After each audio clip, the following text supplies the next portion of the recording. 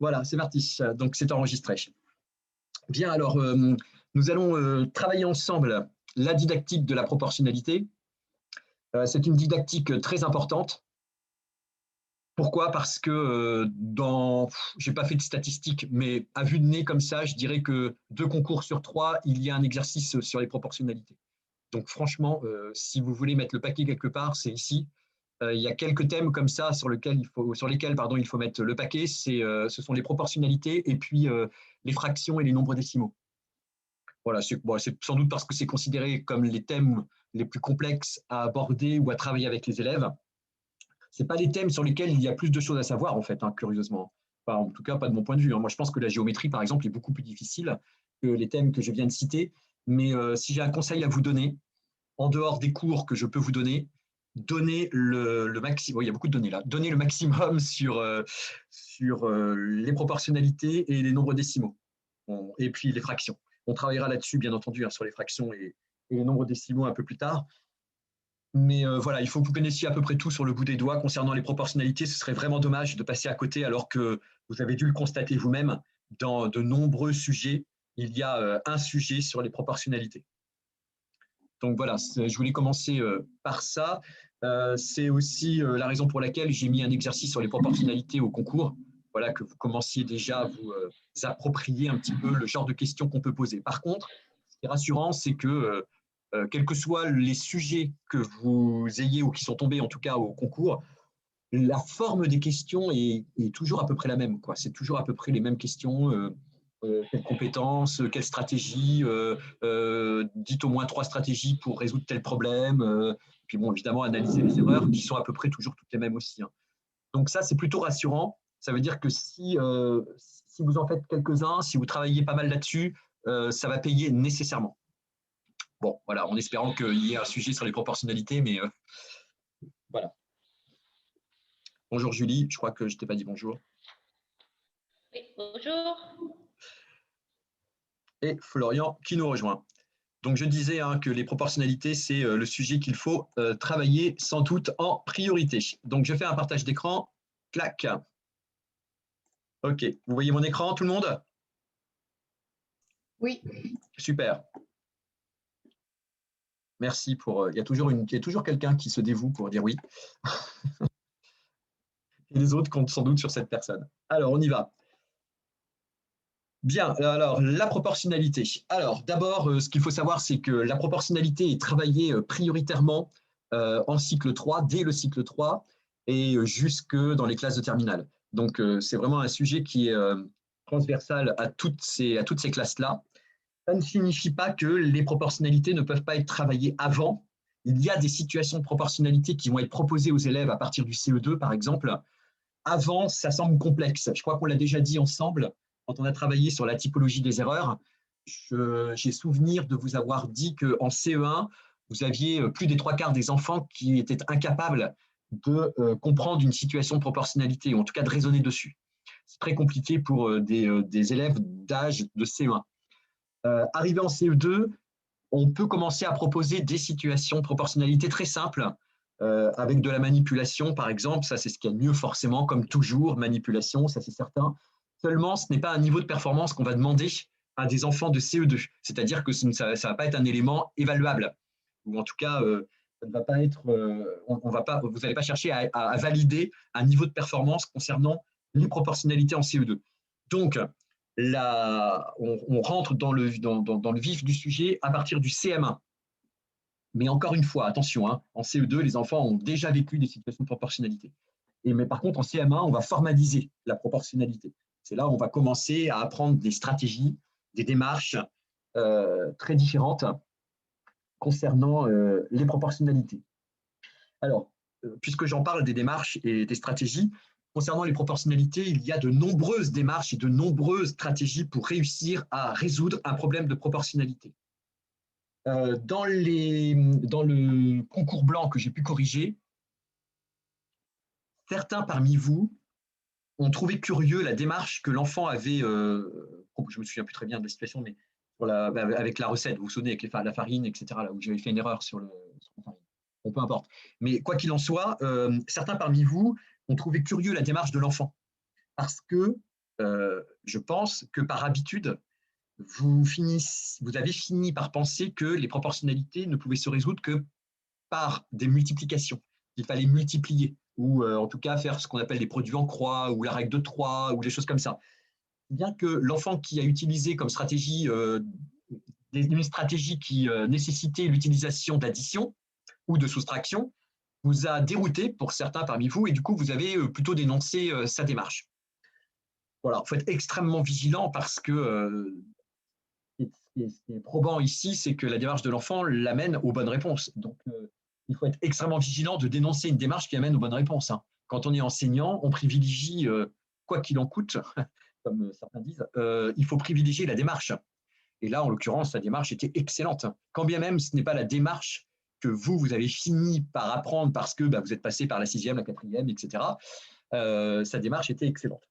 Donc attention à ça, à valoriser tout de même les stratégies des enfants, surtout qu'en plus, en primaire, sa stratégie, c'était exactement celle qu'on apprend et qu'on attendait dans cet exercice-là. Bon, bref, je ne vais pas revenir sur l'exercice en question, c'était simplement pour vous dire qu'il y a tellement de stratégies, il faut bien identifier avant d'aller bille en tête en se disant « Oh là là, dis donc, ce n'est pas du tout ce qu'on attend. » Regardez quand même correctement ce que l'enfant fait. Et si ça arrive, s'il aboutit à des réponses qui sont correctes, c'est sans doute que c'était des stratégies qu'il fallait apprendre dans la classe dans laquelle il était.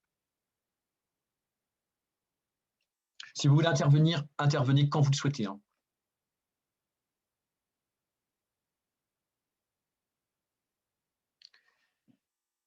Concernant les proportionnalités, c'est un sujet qui est un sujet transversal, c'est-à-dire que vous allez le retrouver dans d'autres notions mathématiques. C'est-à-dire que les proportionnalités ne sont pas traitées en soi pour soi, mais sont traitées dans de diverses situations que je vais prendre le temps de vous montrer, que vous ayez des images, que vous ayez des références sur lesquelles vous allez peut-être pouvoir vous appuyer quand vous serez en situation de concours. Ça peut aller plus vite pour raisonner et puis pour comprendre la situation que vous êtes en train de traiter. Donc, je vais vous en montrer quelques-unes.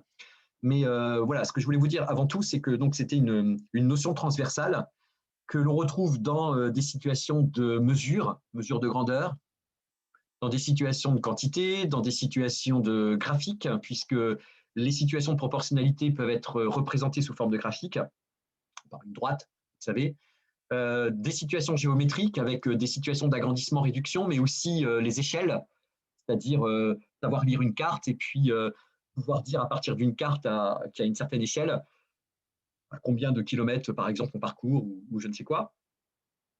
Et puis, bien sûr, les proportionnalités se retrouvent dans des problèmes concrets, comme voilà, vous achetez tant de produits, si vous en achetez le double, triple, enfin voilà. Voilà, il y a énormément de situations, bien sûr, de proportionnalité. Alors, ça, c'est pour vous dire où vous allez les retrouver. Alors, est-ce que je vous montre des exemples tout de suite? Bah oui, puisque je vous dis où, autant vous montrer des exemples tout de suite, et puis après, comme ça, on pourra raisonner même à partir de ces exemples. Donc, j'y vais. Je vous montre quelques exemples, justement, pour vous montrer dans quelles conditions de géométrie ou d'échelle ou autres, les enfants peuvent utiliser la proportionnalité. Tac, voilà. Alors, agrandissement, réduction, ça va être une image, ça j'imagine. Hop, on y va, on va voir, je ne sais plus ce qu'il y a derrière. Ah oui, voilà. Tac. Donc ici, vous ne voyez pas toute la situation, malheureusement, mais je vous l'explique. Donc ici, j'ai donné aux enfants une petite carte qui mesure, je ne sais pas, peut-être 4 cm sur 5. Elle représente à peu près ça, quoi. Et les enfants devaient l'agrandir ensuite et trouver un moyen d'agrandir un tableau. Alors j'ai choisi quelques tableaux. J'ai choisi, alors il y a du Van Gogh, il y a là, du Champagne, par exemple, avec une nature morte. Il y a beaucoup d'enfants aiment beaucoup cette représentation-là, ils aiment beaucoup l'agrandir. Et là, en l'occurrence, l'idée, c'était de faire un quadrillage qui permette d'agrandir la petite image que je leur ai donnée. Bon, bref, il y a plein d'autres auteurs, je ne veux pas m'étaler là-dessus. Peut-être que je vous les ai déjà montrés d'ailleurs. Et l'idée, c'était d'agrandir ensuite la représentation. Donc ici, vous êtes bien dans une situation d'agrandissement-réduction avec l'idée de proportionnalité, bien sûr. Hein. C'est-à-dire, si je veux que ce soit 3 fois, 4 fois, 5 fois plus grand ou plus petit d'ailleurs aussi, hein, eh bien, on est dans des situations ici de réduction-agrandissement. Alors, les enfants le font aussi avec des dinosaures. Enfin, j'ai plein de situations comme ça. et les enfants choisissent, comme ils le souhaitent, la situation, ou enfin la représentation qu'ils veulent agrandir ou réduire. Donc ça, c'est un exemple. Je pourrais vous en montrer d'autres. Je me demande si j'ai pas... tac.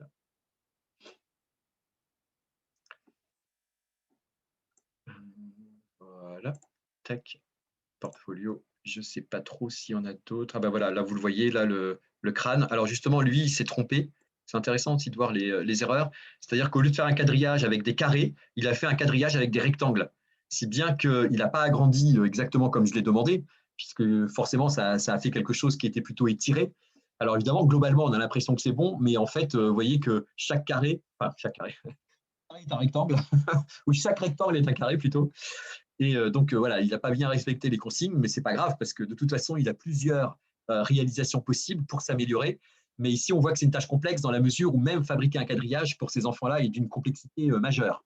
Mais bon, ça, c'était simplement pour attirer votre attention. Alors, je ne sais pas si j'en ai d'autres agrandissements, si j'en ai nécessairement, mais je ne sais pas si je vais mettre du temps à les trouver. Tac, tac. Là, c'est toutes les réalisations que les enfants font dans ma classe. Vous les voyez rapidement. Vous voyez à quel point le crâne est utilisé. Hein, parce que quand je vois des agrandissements, nécessairement, je tombe sur… Ah voilà, là, il y en a un autre. Bonjour, je suis la pomme de l'essence de Reine Magritte. Bon, lui, il a voulu faire parler son agrandissement réduction.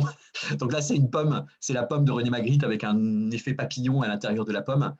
Et voilà, donc c'était pour vous montrer quelques exemples de situations de réduction-agrandissement.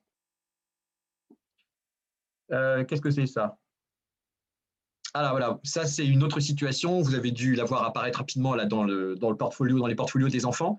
Donc j'ai une carte que vous voyez ici où 1 cm sur la carte correspond à 10 km dans la réalité. Donc vous voyez qu'ils ont deux cartes différentes, ce qui correspond aux compétences que les enfants doivent maîtriser à cet âge, c'est-à-dire de pouvoir passer de cartes de dimensions différentes. Donc là c'est le cas. Et il doit mesurer la distance entre Caen, ce qu'il a écrit ici que vous ne voyez pas, mais la distance entre Caen et n'importe quelle grande ville de France qu'il a choisi. Et en l'occurrence, c'était 10 villes. Donc ici, on est dans une situation de proportionnalité ici parce qu'il doit comprendre que 1 cm sur la carte, c'est 10 km dans la réalité, ou 1 mm sur la carte est égal à 1 km dans la réalité. C'est bien que ça lui permet d'avoir des mesures plus affinées, plus précises. Et donc là, vous voyez l'enfant qui a voulu prendre en photo toutes ces mesures. Et donc là, on est encore dans une situation de proportionnalité avec voilà, une situation, comment dire, assez évidente pour les enfants au bout du compte. Les situations de proportionnalité, ce n'est pas quelque chose qu'il a à cet âge-là. Hein. Ça leur échappe pas tant que ça, en fait. C'est assez simple à partir du moment, surtout sur des situations comme ça, où on dit que 1 cm égale 10 km, on dit que ça. Les enfants se débrouillent avec ça ensuite pour trouver toutes les relations possibles qu'ils peuvent faire quand ils mesurent la distance entre deux villes. Voilà, ça c'est une… Alors, expliquer l'école de ses rêves. Donc là, j'ai demandé en fait aux élèves d'imaginer une école de leurs rêves avec des infrastructures de leur choix. Donc, pour vous dire un peu comment ça s'est passé d'un point de vue pédagogique et pas d'un point de vue didactique, d'un point de vue pédagogique, on a d'abord tous mutualisé les infrastructures qu'on aimerait avoir dans une école. Et ensuite, on les a mutualisées, ce qui nous a fait une banque d'infrastructures. Et moi, ensuite, je suis allé sur Internet et puis j'ai cherché les mesures moyennes de ces infrastructures. Par exemple, un gymnase, une piscine, enfin les choses comme ça, quoi. Et ensuite, les enfants, parmi cette banque d'infrastructures, devaient réaliser une école de leur choix, mais à l'échelle. C'est-à-dire que si une piscine, c'est 12 mètres sur 20 mètres, par exemple, eh bien, ils devaient faire, alors je ne sais plus exactement les échelles, mais ils devaient tout réduire de façon à ce que ce soit tout à l'échelle. Donc, voilà, encore une situation de proportionnalité. Et puis ensuite, ils devaient calculer, alors ça c'est pour vous dire jusqu'où on a été, ils devaient calculer ensuite la surface, donc l'aire de chacune de ces infrastructures. Et on avait acté que chaque mètre carré coûterait 1 500 €. Donc après, ils devaient donner le prix de leur maison sans dépasser, de leur école, sans dépasser, je ne sais plus exactement, je crois que c'est 20 millions d'euros, quelque chose comme ça. Donc ça donne ça. Voici l'école de mes rêves. À l'intérieur, vous pourrez y trouver 4 classes dont la superficie totale fait 600 mètres carrés et coûte 900 000 euros. Une bibliothèque qui fait 450 mètres carrés et qui coûte 675 000 euros pour que les enfants puissent venir lire pendant leur pause. Un planétarium de 1225 mètres carrés et qui coûte 1 837 500 euros pour les enfants qui aiment l'astrologie. Une petite serre de 18 mètres carrés qui coûte 27 000 euros pour que les enfants connaissent le nom de plein de plantes. Un aquarium de 300 mètres carrés qui coûte 450 000 euros pour l'étude des animaux marins. Un labyrinthe de 625 mètres carrés qui coûte 937 500 euros pour entraîner la mémoire des enfants. Un acrobranche géant de 1925 mètres carrés et qui coûte 2 887 500 euros pour que les enfants puissent faire du sport en s'amusant comme des singes. Une cantine de 300 mètres carrés qui coûte 450 000 euros pour le déjeuner. Une cour de récréation grande de 1225 mètres carrés et qui coûte 1 837 500 euros avec une partie remplie d'herbe et l'autre pleine de bancs pour discuter tranquillement. Un gymnase de 600 mètres carrés qui coûte 900 000 euros pour les sports coopératifs. Une salle de théâtre de 300 mètres carrés et qui coûte 450 000 euros. Une piscine de 150 mètres carrés et qui coûte 225 000 euros. Donc, mon école de rêve fait 7 718 mètres carrés et coûte 11 577 000 euros. Pas mal comme école, hein.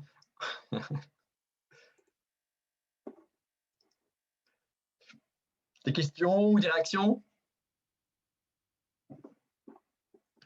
Bon, je vous montre volontairement aussi des situations qui ne sont pas des situations de manuel ou des situations classiques.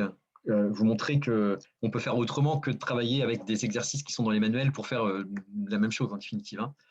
Alors, ça, c'est une autre situation, c'est fabriquer des fossiles. Alors, il y a enfin, je vais arrêter à un moment donné, vous allez voir. Mais évidemment, pour fabriquer des fossiles, on l'a fait avec du plâtre.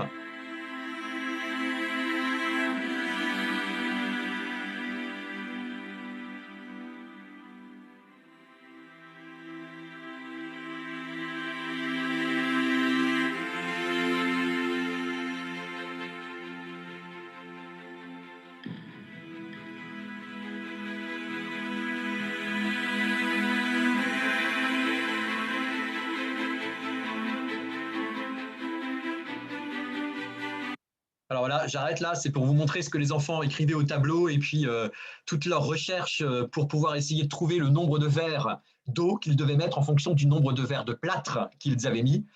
Voilà, donc vous voyez les stratégies là, que les élèves ont réalisées, qu'on va voir juste après, là justement, hein. Vous voyez comment ils passent d'une colonne à l'autre, par exemple, ici, hein. Donc là, on est dans une situation de linéarité multiplicative. Ils n'ont pas utilisé de situation de linéarité additive pour réaliser ça, en tout cas pas ce groupe-là. Bon, on a des nombres à virgule. Bon, c'est parce que c'est tombé comme ça. Ce n'est pas le niveau de performance qu'on doit évaluer dans les classes de primaire, mais quoique aussi, puisque là, ce ne sont que des nombres à virgule dans les résultats et pas forcément dans les coefficients. Donc,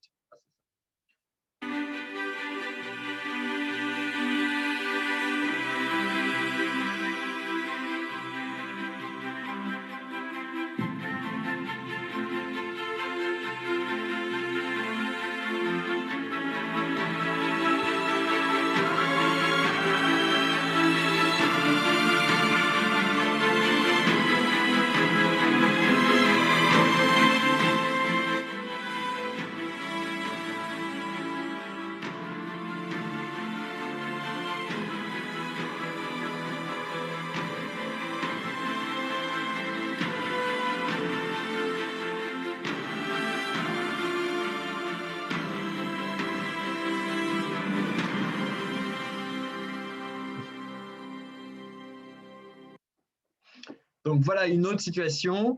Et puis, voilà, expliquer vidéo classe école de mes rêves, ça je vous l'ai déjà montré. Voilà, bon, je pourrais vous en montrer des tas d'autres, mais je voulais vous montrer ces situations qui sont peut-être un petit peu moins classiques que, encore une fois, celles qu'on peut trouver dans certains manuels. Et encore, hein, les manuels préconisent de faire ce genre de situation. C'est simplement que, en général, ce sont des situations qui sont mises à la fin d'un manuel et on y prend un peu garde. 2. Ok, des réactions? Vous voulez poser des questions éventuellement sur l'une ou l'autre de ces situations ou pas, comme vous voulez.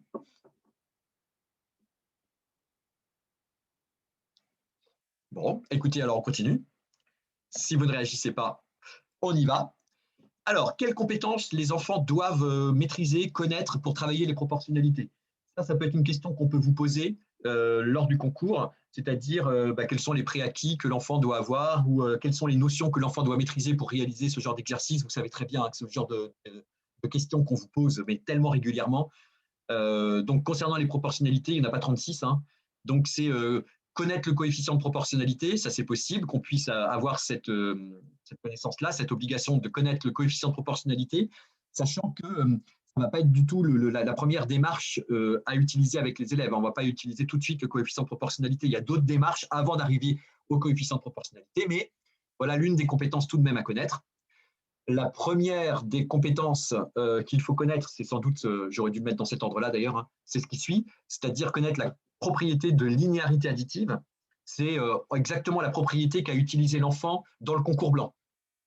Il a utilisé la propriété de linéarité additive puisqu'il s'est dit, voilà, pour faire, je ne sais plus exactement, mais mettons, pour faire 15 crêpes, il faut, ou pour faire 20 crêpes, il faut tant, pour faire 10 crêpes, il faut tant. Donc, à partir de là, il a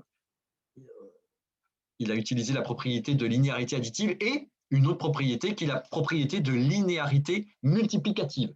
Donc ça, c'est celle que vous avez vue sur la petite vidéo pour fabriquer le plâtre. C'est ce que les élèves ont utilisé. Mais on va voir ça progressivement dans des exemples clairs pour évidemment discerner chacune de ces compétences.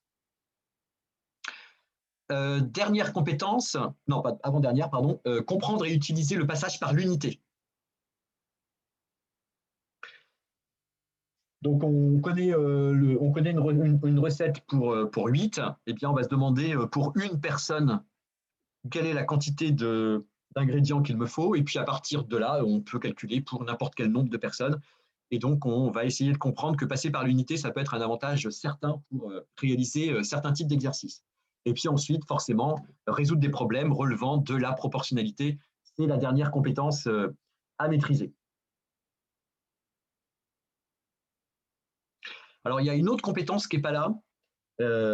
Et là aussi, c'est quelque chose, enfin, justement, je vous le dis parce que je crois que vous avez travaillé dessus. Et il y a une autre compétence aussi, ça va être de discerner les situations qui relèvent de la proportionnalité et les situations qui ne le sont pas. Parce qu'il y a des situations qui ont tous les atours d'une situation de proportionnalité, puis en fait, ça ne l'est absolument pas. Donc en fait, c'est que les enfants puissent, parmi un certain nombre de problèmes, puissent distinguer ceux qui relèvent de la proportionnalité et ceux qui ne relèvent pas de la proportionnalité. Donc ça, c'est une autre compétence qu'il faudrait ajouter et qu'il faudrait que j'ajoute aussi dans mon diaporama d'ailleurs. Vous voyez que parmi ces compétences-là, il n'y a pas le produit en croix, par exemple. Ça, ce n'est pas une compétence que les enfants doivent maîtriser en cycle 3 ou, pour être plus précis, en CM1, CM2. C'est vrai qu'en 6e, le produit en croix peut être abordé avec les enfants, peut être travaillé, mais pas en CM1 ni en CM2. Donc, vous n'aurez jamais à demander ou proposer aux enfants ou même proposer une stratégie de produit en croix. Alors, le produit en croix n'est pas la règle de 3. C'est deux choses distinctes. On est bien d'accord, hein, mais je vous montrerai ça tout à l'heure. Mais c'est bien deux choses distinctes. Donc, le produit en croix, non. Qu'on appelle aussi, j'ai vu ça il n'y a pas longtemps, je ne connaissais pas, c'est la 4e de proportionnalité. Je ne sais pas si vous avez entendu ça, vous. Ouais, bah, pas moi. Je crois que certains l'ont entendu. Ouais, alors je suis complètement passé à côté de ça. Hein. Donc la 4e de proportionnalité, c'est ça, c'est une façon de réaliser le produit en croix. Alors que la règle de 3, en fait, la règle de 3, c'est un passage par l'unité, en fait. Donc quand on dit comprendre et utiliser le passage par l'unité, la règle de 3 fait partie de cette compétence-là.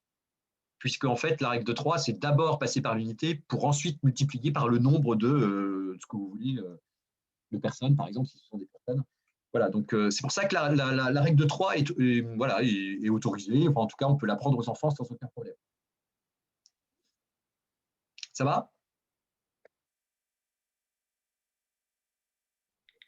Mais du coup, ça veut dire que dans le concours, on ne peut pas remédier à ce problème-là en proposant la règle, enfin le produit en croix, seulement juste la règle de 3 qui ressemble au passage par l'unité. Qui est un passage par l'unité, effectivement, c'est un passage par l'unité. Voilà, voilà. Tu as tout bon dans ce que tu as dit, tu as tout à fait raison, c'est ça. Seulement, en général, si on te demande de proposer une situation de remédiation, dans la mesure où la règle de 3 est la compétence la plus experte de toutes les compétences que je viens de te proposer, c'est sans doute pas par là que tu vas remédier avec l'enfant. Tu vas plutôt expliciter le passage par l'unité, éventuellement s'il n'a pas compris ce que c'était qu'une règle de 3, par exemple. Ça irait plutôt dans ce sens-là, parce que à partir du moment où tu remédies, c'est pour baisser le niveau de performance.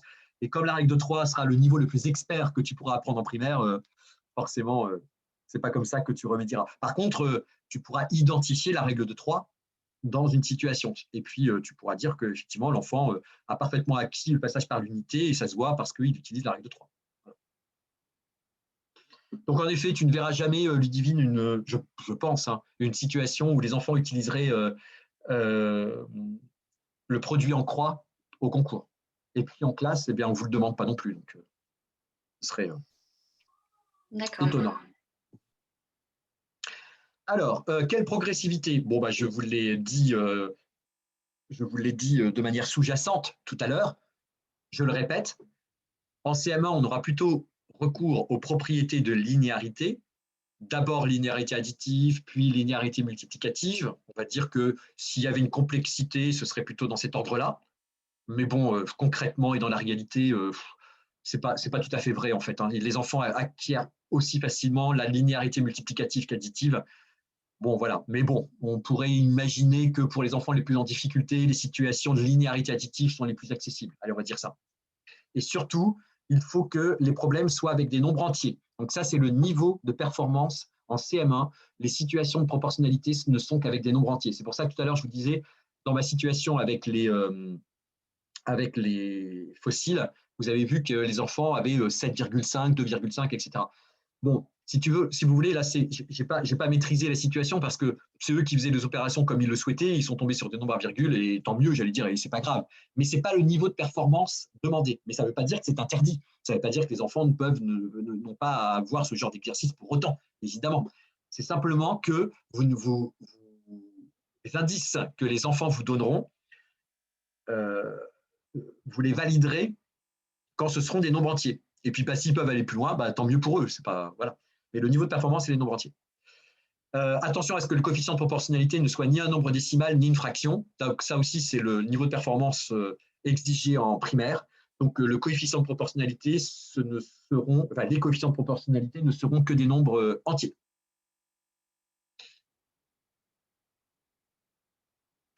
Et là aussi, Ludivine parlait tout à l'heure pour remédier, mais si vous voulez remédier les problèmes qu'un enfant peut rencontrer dans des situations de proportionnalité, eh bien vous allez jouer aussi sur les variables didactiques.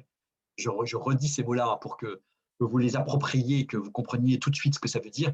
Donc, vous allez jouer sur les variables didactiques. Donc, les variables didactiques, c'est simplifier la situation en utilisant des nombres beaucoup plus simples, beaucoup plus accessibles, utiliser des nombres qui sont des multiples, par exemple, pour que les enfants puissent tout de suite réaliser qu'ils peuvent agir sur ces nombres-là très facilement. Donc ça, c'est une manière de remédier à une situation de proportionnalité quand les enfants ont des difficultés. C'est d'agir sur les variables didactiques. Moi, par exemple, la carte que j'ai achetée pour mes élèves, évidemment, j'ai fait extrêmement attention aux variables didactiques de cette carte. Je n'ai pas pris n'importe quelle carte.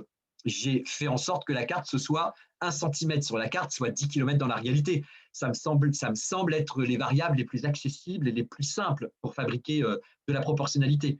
Vous imaginez que d'autres cartes sont beaucoup plus complexes.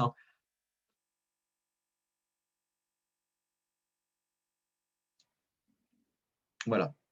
Donc ça, c'est…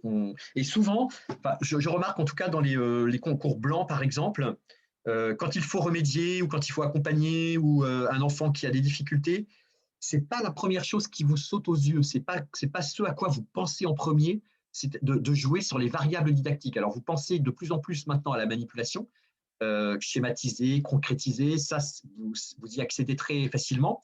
Mais quand on vous dit, par exemple, quelle remédiation avec matériel, bon, ça va plutôt bien.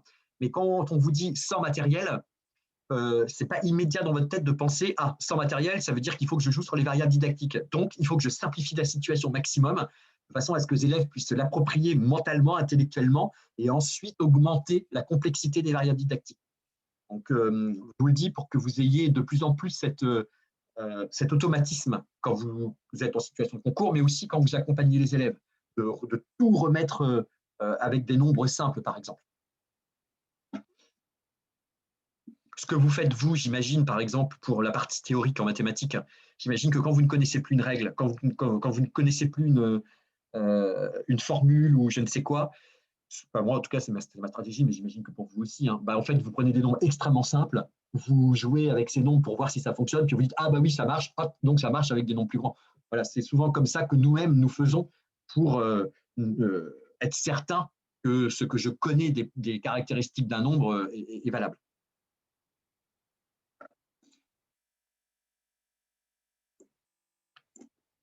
Ok, alors, voyons maintenant des situations concrètes. Je joue avec tous mes petits barres, c'est pour ça que j'ai mis un peu de temps. Alors, résoudre avec la propriété de la linéarité multiplicative. Alors, on va commencer par celle-ci d'abord, ce qui me semble… Tac. Oui, c'est ça. Bon, ce que je vous dis ici, c'est que les recettes et les situations marchandes sont idéales. Donc, effectivement, ce sont souvent les situations que vous allez rencontrer, ce sont les recettes et les situations marchandes. Donc, j'en ai pris une assez simple. Là aussi, j'ai joué sur les variables didactiques pour qu'on puisse raisonner ensemble. Et voilà le premier exercice. 2 ballons coûtent 6 €. Combien me coûterait 6 ballons, 10 ballons? Alors, d'abord, avant de continuer, ne lisez pas forcément ce qu'il y a en dessous pour l'instant. Regardez simplement ce problème. 2 ballons coûtent 6 €. Combien me coûterait 6 ballons et 10 ballons? Déjà, essayez de me faire une analyse des variables didactiques utilisées dans ce problème et pourquoi est-ce que ces nombres ont été utilisés, premièrement. Et deuxièmement, deuxième question, est-ce qu'on pourrait améliorer le problème en changeant une des variables didactiques, enfin un des nombres proposés, pour que les enfants puissent y accéder plus facilement? Bon, on va commencer par la première déjà. Pourquoi ces nombres? pour simplifier et synthétiser. C'est des nombres pairs déjà. Oui. Et il y a des multiples. Exact. Multiples de quoi? De 2. Forcément, puisque ce sont des nombres pairs. Donc forcément, là, on est dans une situation simple, une situation, mais il faut commencer par des situations simples comme celle-ci, effectivement. Et les variables n'ont pas été choisies au hasard, c'est que ce sont des multiples de 2, donc on va pouvoir agir dessus plus facilement. Est-ce qu'il y a une maladresse concernant les nombres utilisés de votre point de vue? Jade, si tu parles, nous ne t'entendons pas. Je sais pas, mais j'ai l'impression que le fait d'avoir réutilisé 6 ballons, 6 €, c'est peut-être… enfin, je pense que c'est intentionnel aussi. Non, pas forcément, mais en tout cas, c'est maladroit. Je suis d'accord avec toi, tout à fait, exactement. Là aussi, vous voyez que les nombres, tu as tout à fait raison, Jade, il vaudrait mieux que les nombres utilisés soient des nombres qui soient distincts les uns des autres. Et effectivement, 6 €, 6 ballons, ça peut générer des erreurs et des confusions. Tu as tout à fait raison. Donc là, s'il y avait une critique à faire, ce serait ici qu'il y aurait une critique à faire. Et puisque certains exercices sont maladroits et que le choix de certains nombres le sont, ça peut générer des erreurs. Et donc, vous pourriez comprendre certaines des erreurs des enfants à cause de cette maladresse entre le 6 € et le 6 ballons. Très bien. Donc ici, dans la mesure où nous avons des multiples de 2, eh bien forcément, on engage l'enfant à penser une propriété de linéarité multiplicative. C'est-à-dire qu'on induit en fait la stratégie à utiliser avec les variables didactiques que nous utilisons dans le problème. C'est nous en fait qui choisissons.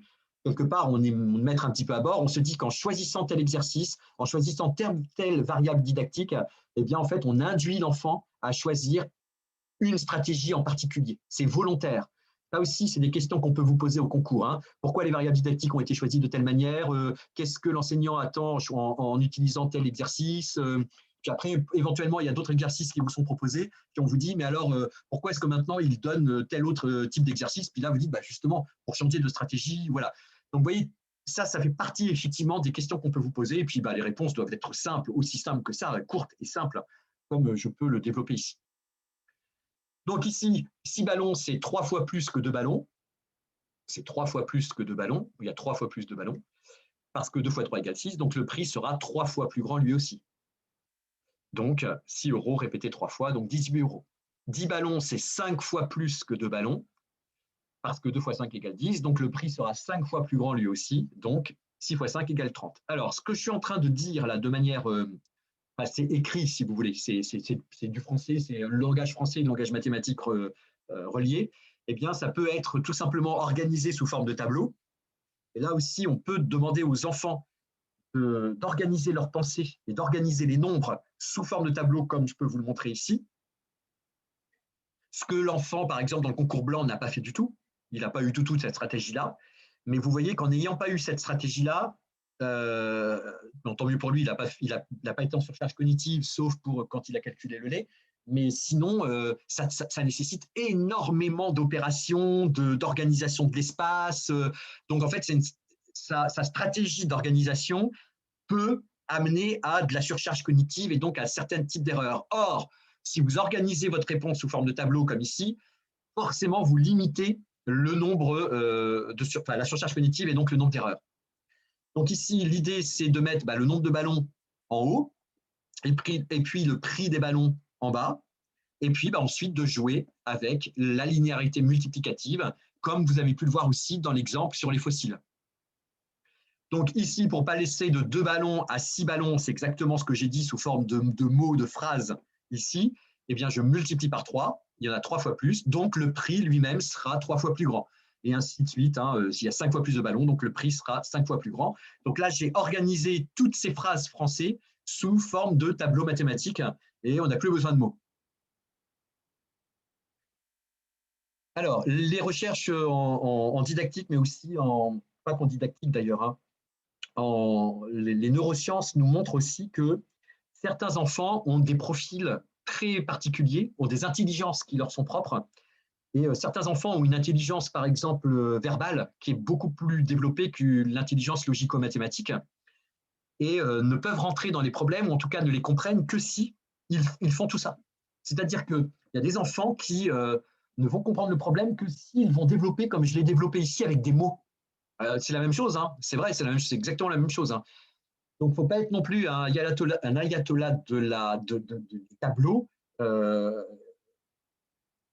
C'est pas parce que le tableau est la forme la plus synthétique et sans doute la plus aboutie forcément d'un point de vue mathématique que, que tous les enfants vont se l'approprier. Pour dire les choses autrement, il y a des enfants qui vont se révéler en mathématiques parce qu'ils vont s'appuyer sur leur point fort qui va être par exemple le langage, tout simplement. Bon, je vous le dis tout simplement pour que vous n'ayez pas simplement une vision des choses et une seule manière d'organiser les choses. Il y a des enfants qui préfèrent organiser en développant la langue qu'en développant ce genre de tableau, par exemple.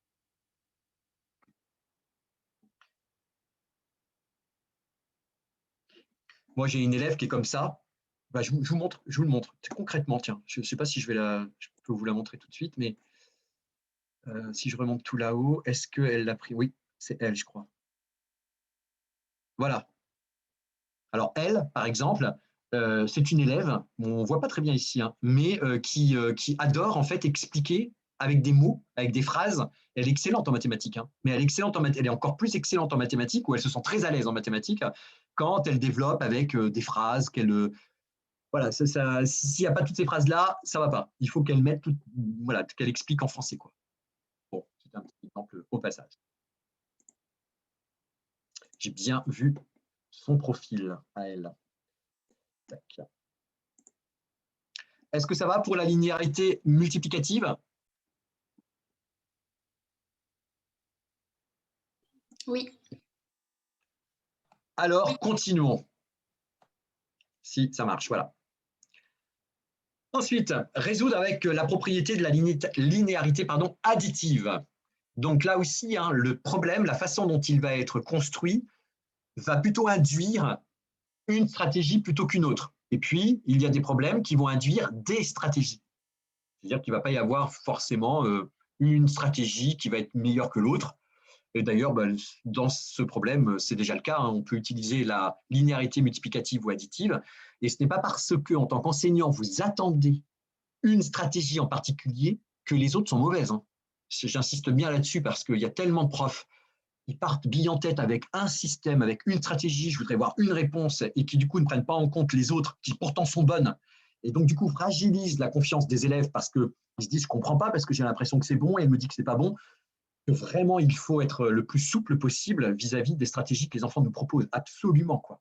J'ai encore eu des exemples tout récemment, là, et voilà, je trouve ça vraiment dramatique et problématique. Donc, il faut déjà avoir cet état d'esprit et très vite, et pas simplement dans les situations de proportionnalité d'ailleurs. Donc ici, 2 ballons coûtent 6 €, 4 ballons coûtent 12 €. Donc, vous voyez que là, il y a en général, pour avoir une situation de linéarité additive, en général, on propose deux situations, deux vérités. Je n'arrive pas à trouver le mot exact, mais deux indices. Voilà. 2 ballons coûtent 6 €, 4 ballons coûtent 12 €. Alors que on n'est pas, voilà, ça induit du coup la linéarité additive. Pourquoi? Parce qu'après, on dit combien me coûterait 6 ballons. Donc forcément, là, si je m'arrête ici, combien coûte 6 ballons? Qu'est-ce qu'on imagine que les enfants vont avoir comme stratégie ici?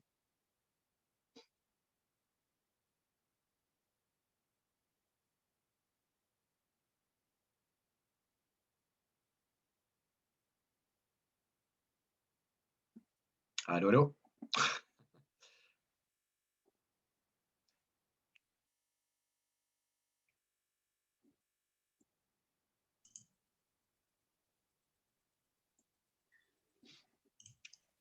Vous ne dites pas parce que ça vous semble évident ou parce que vous ne savez pas? Ça, je ne veux pas savoir. Ouais, je pense que c'est parce que ça vous paraît évident.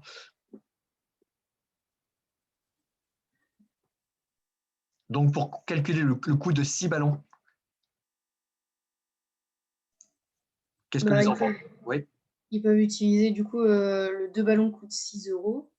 Enfin non, ils peuvent faire 2 ballons plus 4 ballons, et du coup 6 € plus 12 €. Voilà, exactement. Et là, on est, merci beaucoup, et là, on est dans la situation du concours blanc. C'est exactement ce que l'élève a utilisé comme stratégie. Je connais le prix de 2 ballons, je connais le prix de 4 ballons. 2 plus 4, ça fait 6 ballons. Donc, j'ai plus qu'à additionner le prix de 4 ballons plus le prix de 6 ballons. Pardon, de 2 ballons. Et donc, ça fait 12 plus 6. Tout à fait. Ensuite, pour le prix de 8 ballons maintenant.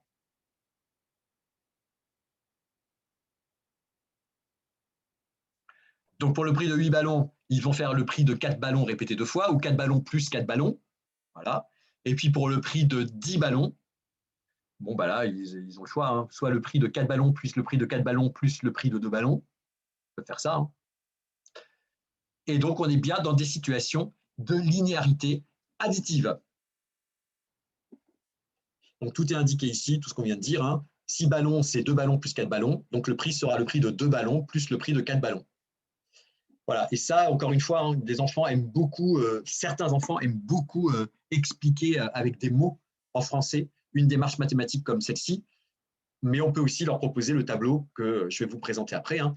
8 ballons, c'est 4 ballons plus 4 ballons, donc le prix sera le prix de 4 ballons, etc. Enfin, on vient de le dire. Et tout ça peut s'exprimer sous la forme de tableau. Je connais le prix de 2 ballons, je connais le prix de 4 ballons, le prix de 2 ballons plus le prix de 4 ballons est égal au prix de 6 ballons.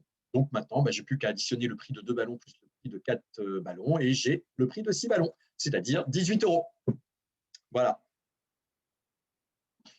Ça, les enfants se l'approprient très bien, ce tableau-là. Ils aiment beaucoup organiser une situation de proportionnalité de cette manière-là. En plus, ce qui est pas mal, c'est que ça induit progressivement, enfin, ça permet progressivement de passer au coefficient de proportionnalité, parce que le coefficient de proportionnalité, en fait, on ne peut l'utiliser que si on a les données organisées sous forme de tableau. Donc ça, c'est plutôt pas mal. Et puis, quand on a quand on nous demande aussi d'organiser la situation de proportionnalité sous forme de graphique, là aussi, un tableau, il n'y a rien de mieux pour pouvoir aboutir au graphique. Donc, c'est la raison pour laquelle ça semble être une stratégie didactique qui est plutôt intéressante à plein d'égards. Au moins pour la surcharge cognitive, déjà. Alors, en utilisant maintenant le coefficient de proportionnalité. Donc là, le coefficient de proportionnalité, hein, c'est trouver un nombre. Alors là, justement, je fais une petite parenthèse là. Quand je dis trouver un nombre, j'ai dû vous en parler déjà, mais je le redis. La définition d'un nombre est sans doute ce qu'il y a de plus difficile à stabiliser Et d'ailleurs, il n'y a pas vraiment de définition sur laquelle tout le monde serait d'accord concernant le nombre. Et en particulier, de dire qu'un nombre est une quantité, par exemple, eh bien, ça peut être vrai, mais ce n'est pas toujours vrai. Et là, par exemple, le coefficient de proportionnalité qui est ici, qui est un nombre, fois 5, là, par exemple, eh bien, ce n'est pas une quantité.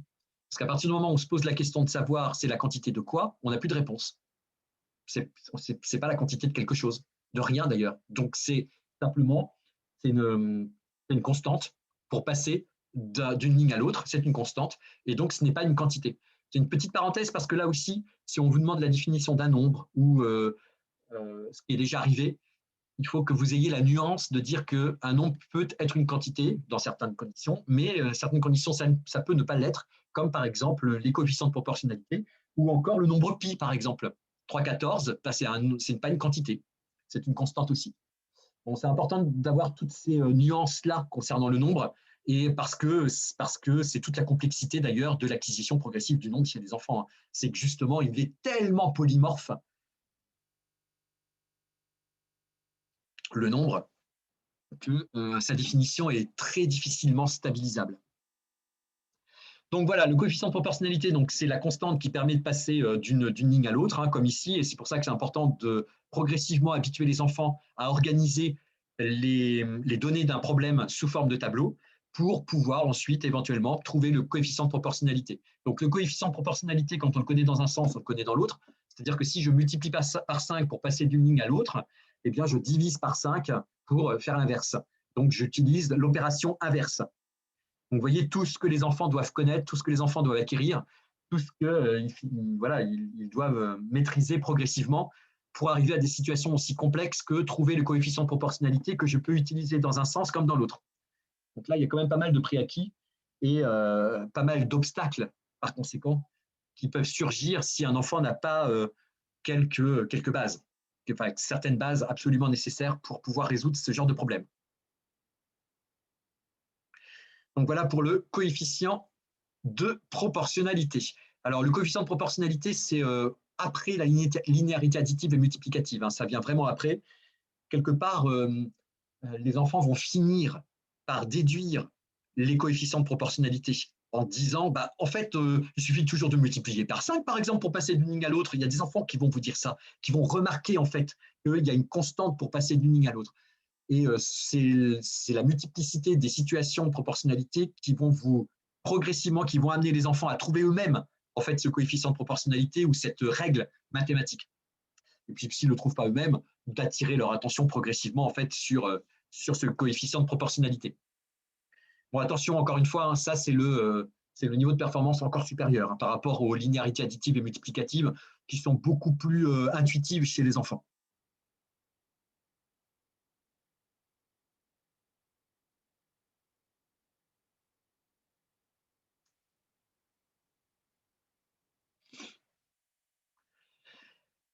Ensuite, stratégie suivante, c'est en utilisant le retour à l'unité.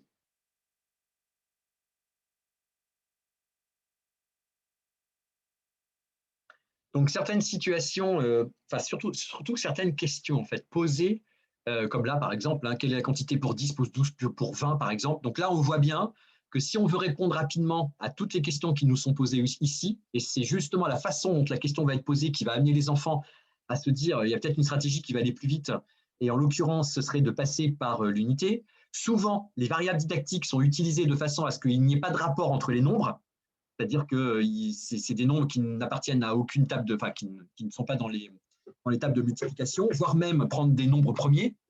Donc comme ça, vous avez des nombres comme 13, par exemple, qui n'appartiennent à aucune table de multiplication, auquel cas, on pousse les élèves à passer par l'unité. Ça peut être aussi une manière pour vous d'analyser, de comprendre les variables didactiques utilisées dans un problème. Si vous voyez un nombre premier, en général, un nombre premier, c'est toujours un peu particulier, c'est que ça n'appartient à aucune multiplication et par conséquent, eh bien, on peut difficilement raisonner autrement qu'en passant par l'unité. Donc là, ce n'est pas le cas, mais si ça avait été 13 à la place de 12, ça aurait été encore plus flagrant ici. C'est-à-dire qu'on pousse les enfants à se dire, bon, je connais la recette pour 4, eh bien, tout de suite, je vais chercher la réponse pour une personne. Donc là, en l'occurrence, puisqu'on connaît par 4, eh bien, on va diviser par 4, on va partager en 4 le nombre de personnes et par conséquent, la quantité, on va aussi devoir la partager en 4 et on aura la quantité de farine pour une personne. Et une fois qu'on a pour une personne, eh bien après, on peut utiliser la linéarité multiplicative sans aucun problème, puisque eh bien, si on veut pour 10, il suffit de multiplier par 10. Si on veut pour 20, il suffira de multiplier par 20 et on aura systématiquement la quantité nécessaire.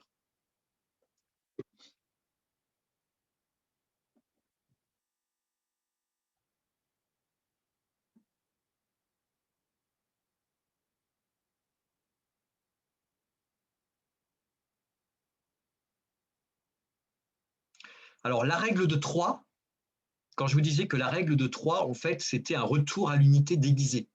Pas déguisée, déguisée dans le sens où ça ne se voit pas parce qu'en fait, on passe… Enfin, je vais être plus clair. Le passage par l'unité, cette colonne-là, la colonne que vous avez ici, en fait, elle disparaît quand on fait la règle de 3. Elle disparaît. Elle nous est plus utile. Et les élèves, moi je l'ai vu ça en classe, j'étais vraiment sidéré. À force de faire des situations où les élèves doivent passer par l'unité, plus ils en font, plus ça leur paraît inutile d'avoir cette colonne-là. Si bien que les élèves font 100 divisé par 4, ils partagent 100 en 4, et ils me disent, ou ils disent, bah, en faisant ça, forcément, je connais la quantité pour une personne. Donc après, le résultat que je trouve, je n'ai plus qu'à le multiplier par 10 si j'ai envie pour 10 personnes. Donc en fait, ils font 100 divisé par 4, multiplié par 10. Le résultat multiplié par 10. Donc en fait, cette colonne disparaît. Mais en fait, ils sont passés par l'unité. Hein. Voilà, sauf qu'ils ne prennent plus le temps de l'écrire, puisqu'en fait, c'est comme s'ils retiennent que 100 divisé par 4, c'est pour une personne, et après, ils multiplient par 10 direct. C'est ça la règle de 3. Exactement, c'est un petit peu le même système que les élèves qui finissent par rédiger une division sans ne plus écrire les soustractions intermédiaires. Ben, c'est la même chose. C'est exactement la même chose. Et là aussi, attention, je fais une toute petite parenthèse. J'ai vu parmi vous, j'ai vu des étudiants dire que parce que l'élève ne fait plus les soustractions intermédiaires, n'a pas la démarche experte, ou voire même dire que c'est suspicieux, il ne sait pas très bien utiliser la division. Au contraire, hein, s'il n'y a pas de soustraction intermédiaire, c'est que l'enfant a une stratégie la plus experte sans doute de tous les élèves. Hein. Donc attention à ce que vous dites, hein, encore une fois. Donc là, eh bien, c'est la règle de 3, c'est exactement ce que je viens de vous dire, c'est que cette colonne disparaît et que les élèves font 100 divisé par 4, multiplié par, après multiplié par le nombre de personnes que l'on veut. Et les élèves, ça on est en CM2, hein. Évidemment CM2, et les élèves en CM2 finissent par maîtriser la règle de 3. On peut même les inciter d'ailleurs à basculer vers la règle de 3 en disant est-ce que tu as besoin d'écrire encore cette colonne-là? Est-ce que tu sais ce que tu fais quand tu fais 100 divisé par 4? C'est pour trouver quoi?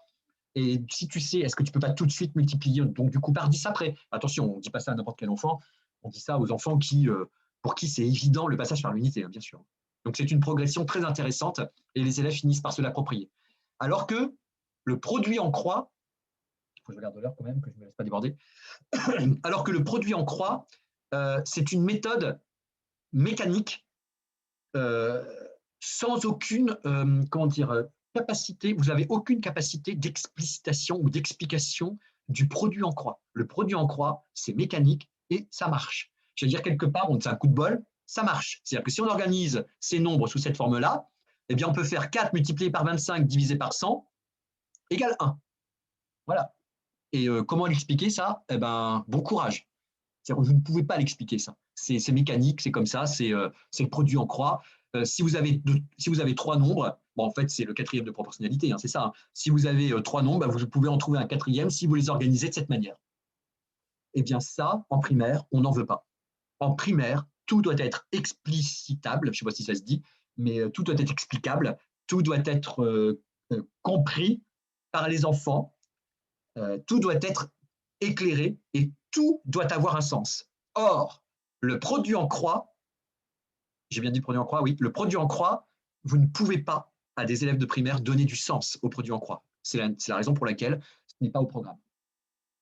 Et c'est très bien comme ça, de mon point de vue. Oula. Je m'arrête une seconde si vous avez des questions.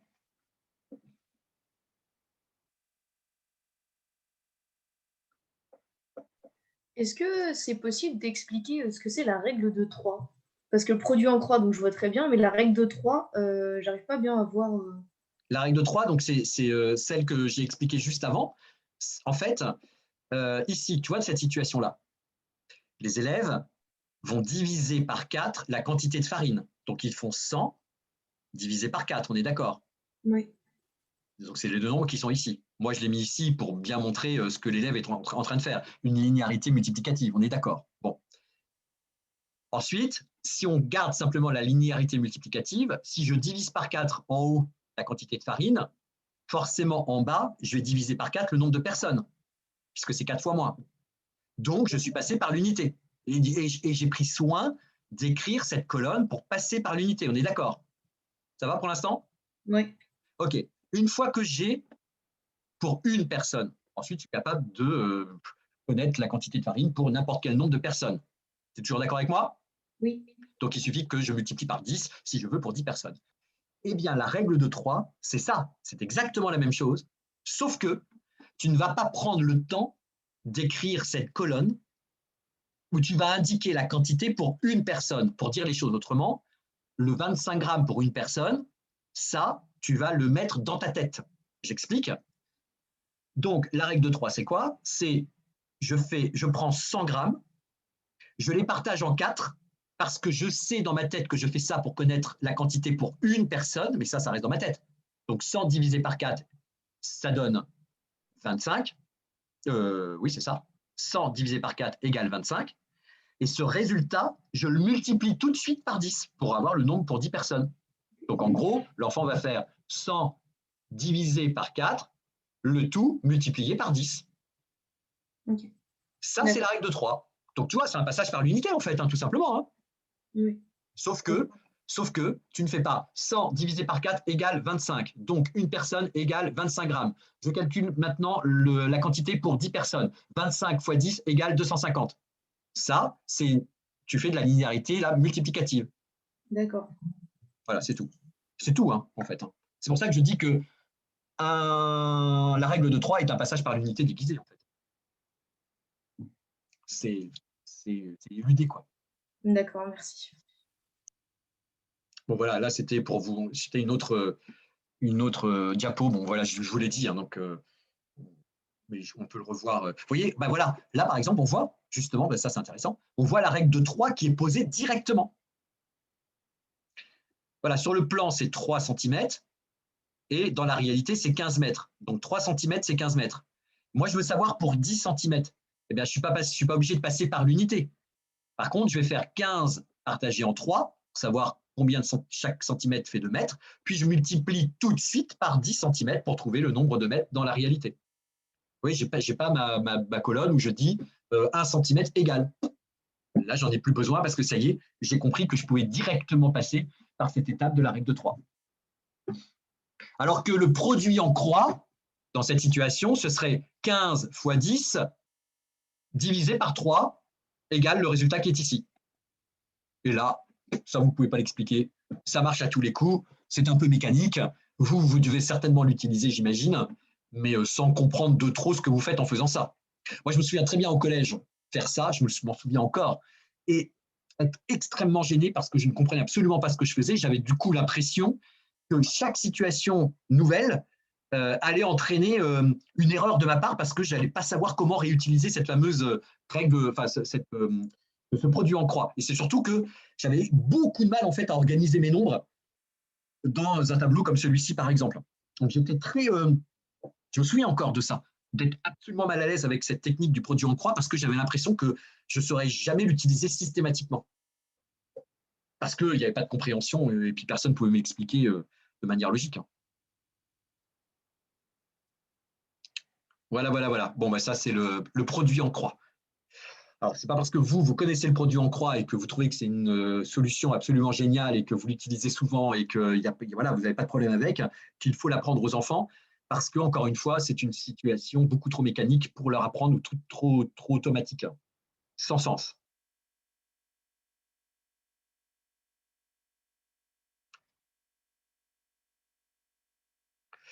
Bon, ensuite, eh bien, il y a le passage par le graphique. Donc là, on ne voit pas le graphique, mais je vous ai donné une situation. Voilà, par exemple, là, vous avez un élève qui a travaillé dans ma classe sur les Lego techniques et puis il a travaillé sur les engrenages. Donc, l'idée ici, c'était à la fois de dire dans quel sens allaient les engrenages, mais aussi de savoir combien de tours la petite roue allait faire pendant que la grande roue allait faire un seul tour. Et ça pouvait ensuite s'organiser sous forme de graphique, comme vous, voilà, bon, c'est vraiment sommaire, mais c'est simplement pour vous donner une situation, par exemple, concrète, dans laquelle on pouvait demander aux enfants d'utiliser un graphique pour connaître le nombre de tours d'une petite roue. Donc là, je crois qu'on avait 40 dents, pardon, et là 5 dents. Donc, on pouvait dire que la petite roue allait faire 8 tours pendant que la grande roue allait en faire 1. Ça va être ça, ben voilà, c'est là en dessous, hein, ça va être plus simple. Et de le mettre ensuite sous forme de graphique. Voilà une autre situation possible. Alors, je passe, et après, on arrive au sujet type concours. Voilà, je vous avais dit, hein, il n'y a pas grand-chose à savoir et à connaître concernant les proportionnalités. Vous avez vu que faire un cours de didactique sur les proportionnalités, on a vite fait le tour, en fait. Hein. Il faut simplement connaître ces quelques termes et bien les connaître de façon à être très à l'aise quand vous allez répondre pour avoir le vocabulaire spécifique. Ce vocabulaire spécifique va montrer, bien entendu, que vous avez pris soin de vous préparer au concours, mais aussi à devenir professeur des écoles. Donc, vous voyez que coefficient de proportionnalité, linéarité multiplicative, linéarité additive, la règle de 3, bien entendu, bon, tout ça, forcément, vous devez le connaître et l'utiliser à bon escient en situation. Voilà, à partir de là, vous allez montrer des signes de votre préparation. Donc, vous êtes sur la bonne voie.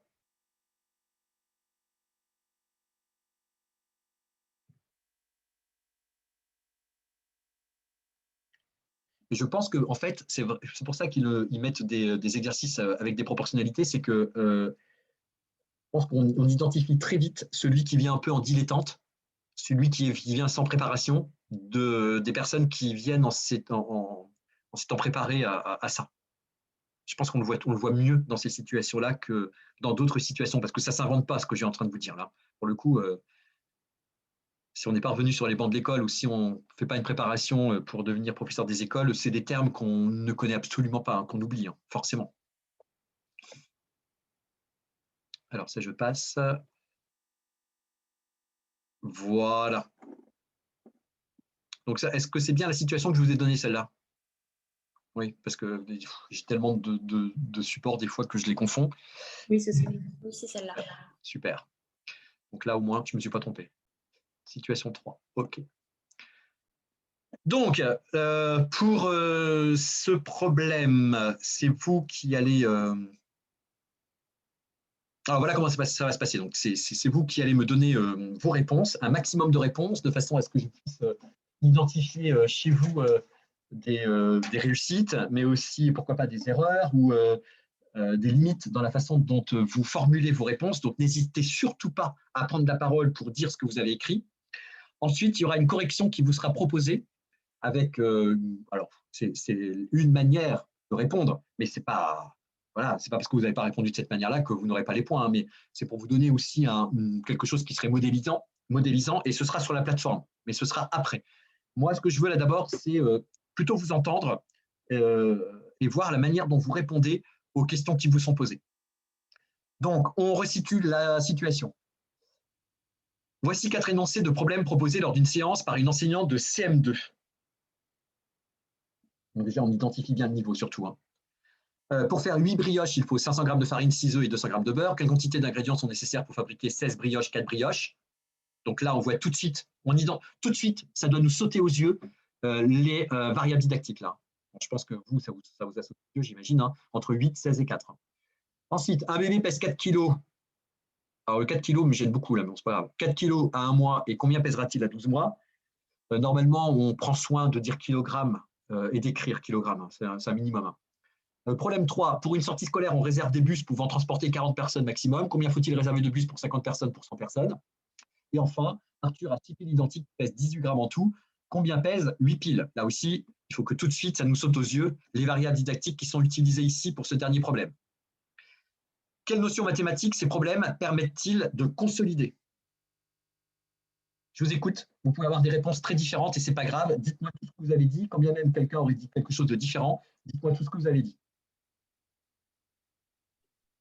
Bah, ces problèmes permettent de consolider la notion de proportionnalité. OK.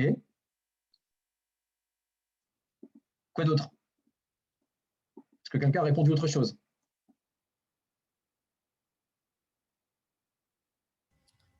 Moi, j'ai répondu la division et la multiplication. D'accord. En plus ou que ça, tu as répondu? Bah, consolider, pour moi, c'était multiplication et division parce que c'est ça que j'ai fait, mais effectivement, c'était bien sur la proportionnalité, le thème. Mais en consolidation, j'ai mis les opérations. Ah oui, je vois ce que tu veux dire. Alors, quelle notion? Alors déjà, c'est qu'une notion, hein. Donc attention, je vous l'ai déjà dit ça. Si regardez toujours ça, mais vraiment attentivement. C'est une seule notion. Donc déjà, ça aurait oui, dit oui. ouais. Ah ouais, déjà j'aurais eu faux. Ouais, déjà, tu n'as pas de point du tout d'avoir dit division en multiplication. J'ai fait trop vite, hein, Régis, de toute façon. J'ai fait vite. Sandra, ça n'a strictement aucune importance. Au contraire, je dirais même vos erreurs sont des pierres précieuses pour tout le monde. Donc, non, mais du coup, il faut que je fasse hyper attention. Exactement. Donc, absolument pas. C'est vraiment fait pour. D'accord. Et tu vois, même si tu ne me l'avais pas dit, ça, Sandra, je serais passé même à côté du fait de vous le dire encore. Donc, c'est très bien. Donc, quelle notion? C'est bien au singulier. Donc, si tu dis division, multiplication, déjà, tu n'as aucun point, ou c'est sûr. Et en fait, effectivement, ici, la multiplication et la division, en fait, ce sont des thèmes annexes d'un sujet principal qui est effectivement la proportionnalité. D'accord. Parce que dans ces cas-là, tu pourrais dire des tas et des tas et des tas de choses qui sont consolidées dans cette situation. Tu vois, ça pourrait être les tables de multiplication, ça pourrait être d'organiser ses données, de schématiser. Toi, tu pourrais dire des tas de choses dans ces cas-là. Donc, il vaut mieux aller au sujet, comme tu dis, au sujet principal ici. Bon, il vaut mieux que j'ai dit la bourde aujourd'hui alors que le jour du concours, c'est bien. C'est pas une bourde, c'est une erreur, mais ce n'est pas une faute. Ce sera une faute le jour du concours. D'accord. Ça marche. Là, tu le payeras cash, mais là, tu ne payes rien du tout, au contraire. Je ne le ferai plus. Est-ce que quelqu'un a répondu autre chose encore?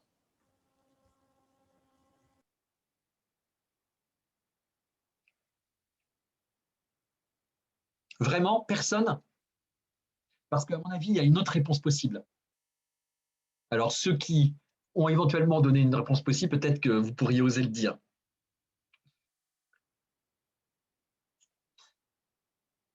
En situation de classe, là, je serais passé derrière votre dos, j'aurais regardé ce que vous aviez écrit et puis j'aurais pu voir ou identifier, mais là, je ne peux pas le faire.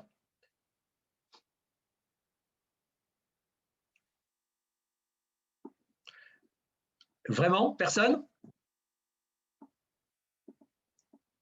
Alors, je me demande s'il ne serait pas plus juste de dire que la notion principale consolidée ici, forcément, c'est la proportionnalité, vous avez raison, mais je me demande si ce ne serait pas encore plus précis de dire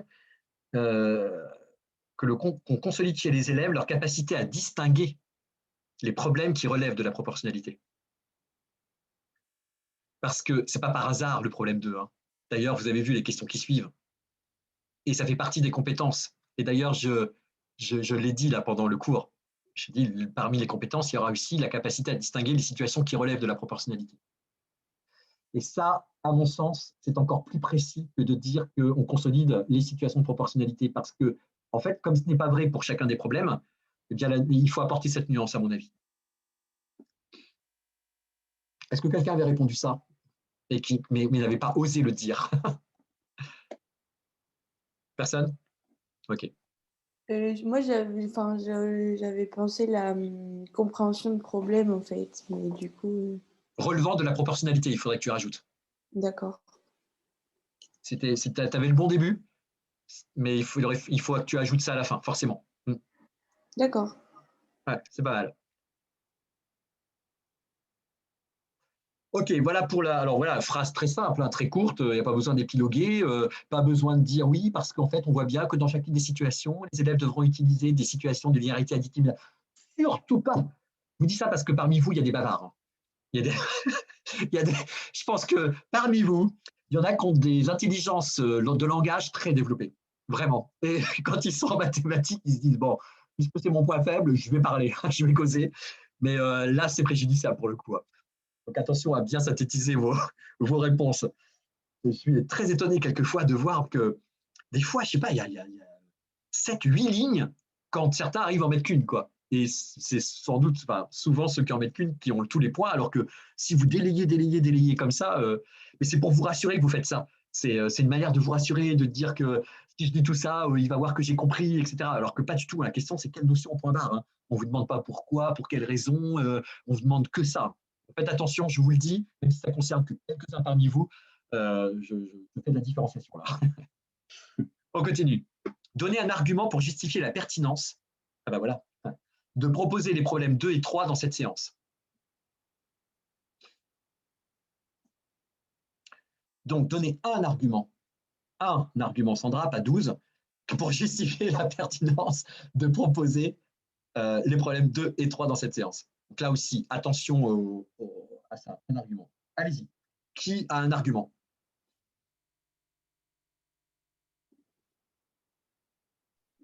Moi, j'ai pensé que c'était des situations de la vie réelle, donc que c'était plus logique de se les imaginer et que ça permettait d'éviter des erreurs de construction de problèmes. Ok, qui a parlé là? Ludivine. Ah, Ludivine, excuse-moi, parce que tu n'apparais pas. Ah si, c'est bon.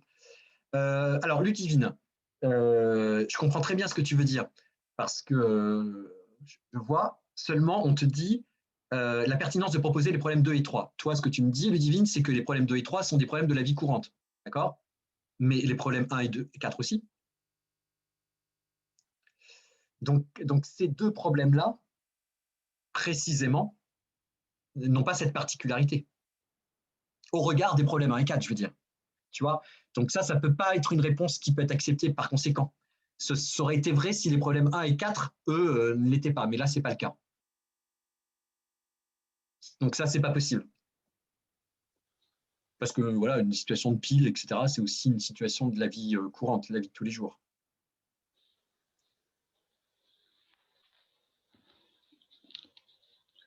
Alors, un autre argument. Ce ne sont pas des problèmes de proportionnalité? Les deux? Oui. Qui parle là? Attends, je vais mettre ma caméra. Non, mais bon, c'était pas obligé, hein, c'est simplement que je sache. Non, parce que ça bug un peu. Non, mais t'inquiète pas, c'est simplement que je sache à qui je m'adresse, quoi. Oui. Donc, c'est qui tu es qui? Julie. Ah, Julie, voilà, merci. Donc, Julie, oui, vas-y, répète. Alors, je disais que les deux problèmes… Un argument pour justifier la pertinence de proposer… Alors, vas-y. Je disais que les deux problèmes, ce n'étaient pas des situations de proportionnalité. Les deux problèmes ne sont pas des situations de proportionnalité. D'accord. Et donc, pourquoi c'est pertinent? Ça montre que par rapport aux problèmes 1 et 4, qui sont des problèmes de proportionnalité, oui. En fait, c'est des problèmes logiques. Ok, mais pourquoi c'est pertinent de les avoir mis? Pour moi. Parce que là, pour l'instant, tu ne fais que décrire. Là, c'est très bien ce que tu fais là. Tu décris. C'est pertinent, en fait. Et pourquoi c'est pertinent maintenant? Parce que ça permet aux enfants de savoir si c'est proportionnel ou pas et de savoir utiliser les bonnes méthodes au bon moment. Et voilà. Et vous voyez maintenant que la question 2 et la question 1 résonnent ensemble, en fait. Hein. Vous voyez, si vous aviez écrit dans la question 1 la notion principale et la proportionnalité, d'accord, vous dites ça. Ensuite, vous arrivez à la question 2. Là, vous voyez tout de suite que la question 2 vous amène à identifier tout de suite que les problèmes 2 et 3 ne sont pas des situations de proportionnalité. Donc, du coup, ça doit vous faire réécrire la question 1 dans ces cas-là. Vous dire, ah oui, d'accord, donc en fait, c'est ça que les élèves doivent faire. Là. Ils doivent bien distinguer la preuve. Hein. Regardez, vous n'avez pas forcément toute la facilité pour le faire vous-même. Donc, c'est bien que c'est difficile quelque part. Il y a un obstacle là. Il y a bien un obstacle épistémologique. L'obstacle épistémologique, c'est de les distinguer, les problèmes, selon qu'ils relèvent de la proportionnalité ou pas. Donc ici, il a justifié la pertinence, il ne s'agit pas simplement de décrire. Il ne s'agit pas de dire la situation 2 et 3 ne relève pas d'une situation de proportionnalité. D'accord, je suis bien d'accord, et vous avez raison. Mais on vous dit en quoi c'est pertinent. Donc il faut aller jusqu'ici, jusqu'à dire en quoi c'est pertinent. Les comparer. Ouais, exactement, comparer avec le problème 1 et 4 et en quoi c'est pertinent pour les élèves. Effectivement, les élèves, du coup, devront distinguer ou raisonner systématiquement chacun des problèmes et savoir s'ils relèvent de la proportionnalité ou pas. Et là, on n'est plus dans de la mécanique. Hein. C'est-à-dire que les élèves vont pas dire, voilà, comme je suis en train d'apprendre les proportionnalités en ce moment, problème 1, bah, c'est une situation de proportionnalité, j'y vais. Problème 2, bah, forcément aussi. Par contrat didactique, vous voyez bien, les enfants par contrat didactique, vu qu'ils sont dans la semaine ou dans les semaines où ils apprennent les situations de proportionnalité, bah, du coup, ils agissent de manière mécanique sans trop réfléchir à ce qu'on leur donne. D'où l'intérêt de leur donner des situations qui les poussent à systématiquement raisonner le problème.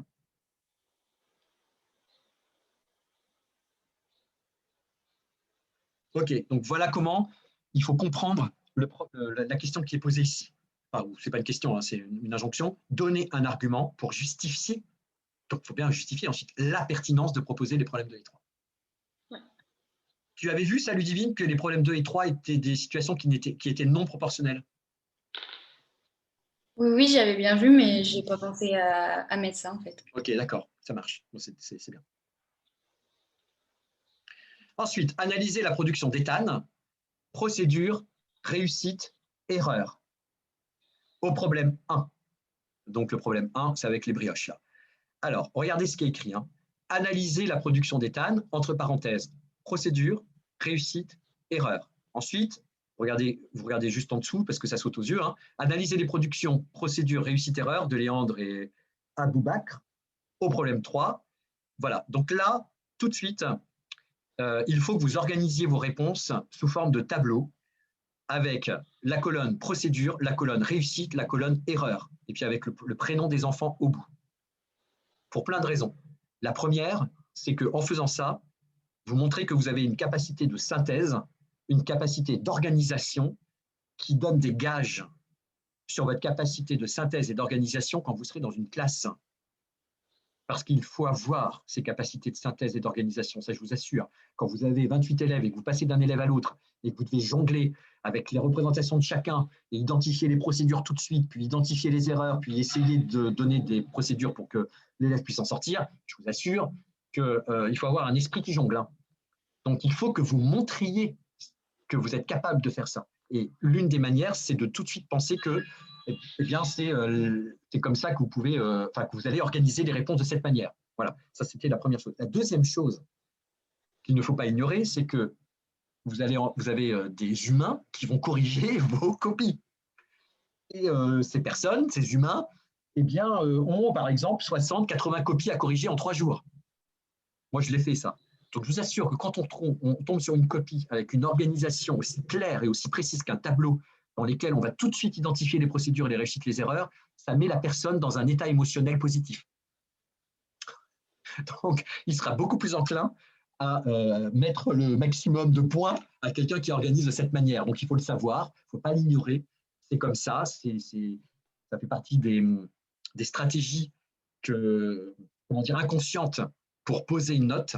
Donc, voilà, l'ignorez pas et surtout ne passez pas à côté de cette possibilité d'organiser vos réponses sous cette forme.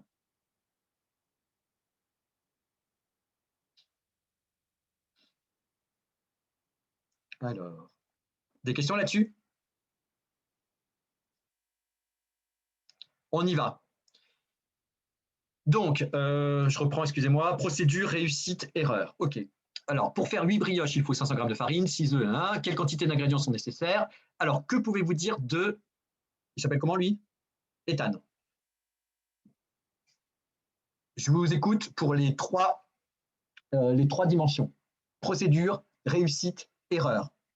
Et ça va souvent dans cet ordre-là. C'est-à-dire que quand on vous demande d'analyser, par exemple, les réponses d'un enfant, je vous conseille très fortement même si, parce que quelquefois, on ne vous mettra pas ça, procédure, réussite, erreur.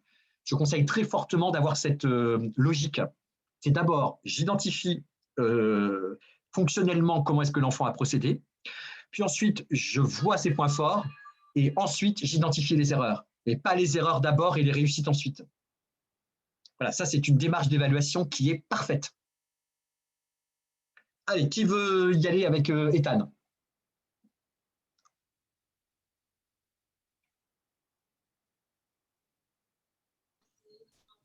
Il a d'abord divisé pour retrouver à l'unité, par exemple, sa quantité de farine qu'il a remultiplié après pour avoir 16 brioches et 4 brioches.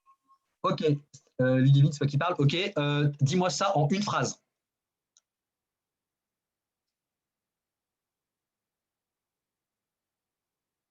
Ou quelqu'un d'autre. Hein. C'est le retour à l'unité. Voilà, c'est tout. C'est tout. C'est tout ce qu'on te demande, Ludivine. On ne demande pas plus que ça. On te demande, voilà, on te dit, Ethan a utilisé la procédure du passage par l'unité. Point barre. Ah, d'accord. Oui. T'as pas besoin de le justifier, tout est écrit là. Pour l'instant, on ne dit pas de justifier ta réponse. On te dit quelle est la procédure. La procédure est le passage par l'unité. Parfait. C'est tout ce que tu as à dire. C'est pour ça que vous pouvez organiser ce genre de réponse sous forme de tableau. Hein. Les réussites maintenant. Qui a trouvé des réussites ici?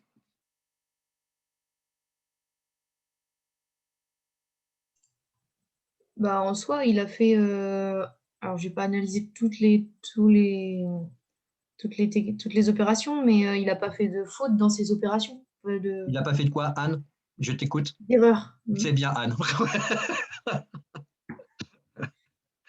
Aucun enfant ne commet de faute. C'est une vision de l'enfant qu'il ne faut pas que vous ayez quand vous accompagnez un enfant et que vous lui appreniez quelque chose. Il commet des erreurs éventuellement, mais pas des fautes. Il ne va pas le punir. Alors, c'est une boutade, mais c'est surtout pour que vous n'utilisiez pas ces mots-là lors du concours. Ça, c'est vraiment très important. Oui, alors, donc, tu dis il n'a pas commis de faute, donc d'erreur. Est-ce que tu peux me dire la phrase de manière positive plutôt que de me la dire de manière négative? Toutes ces opérations sont correctes. Voilà. Ça aussi, vous voyez, c'est fou. Hein.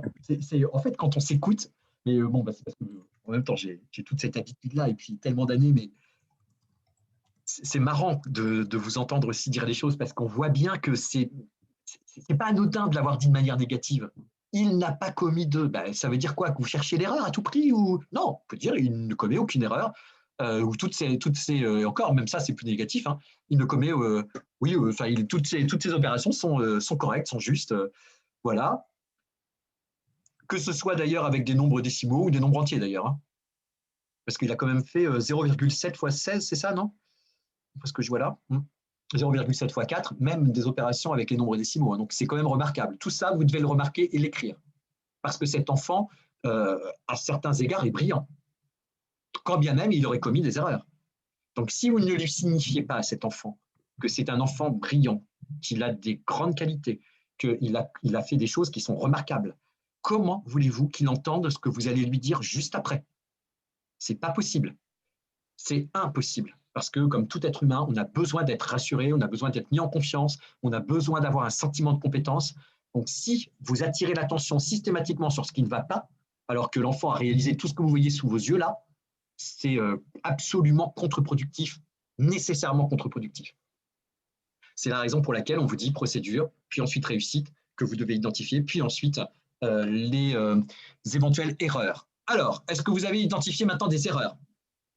Régis, excuse-moi, mais 500 divisé par 8, ça fait 62,5 en fait. Il maîtrise la technique opératoire de la division euclidienne, mais après, ses résultats ne sont pas justes. Alors,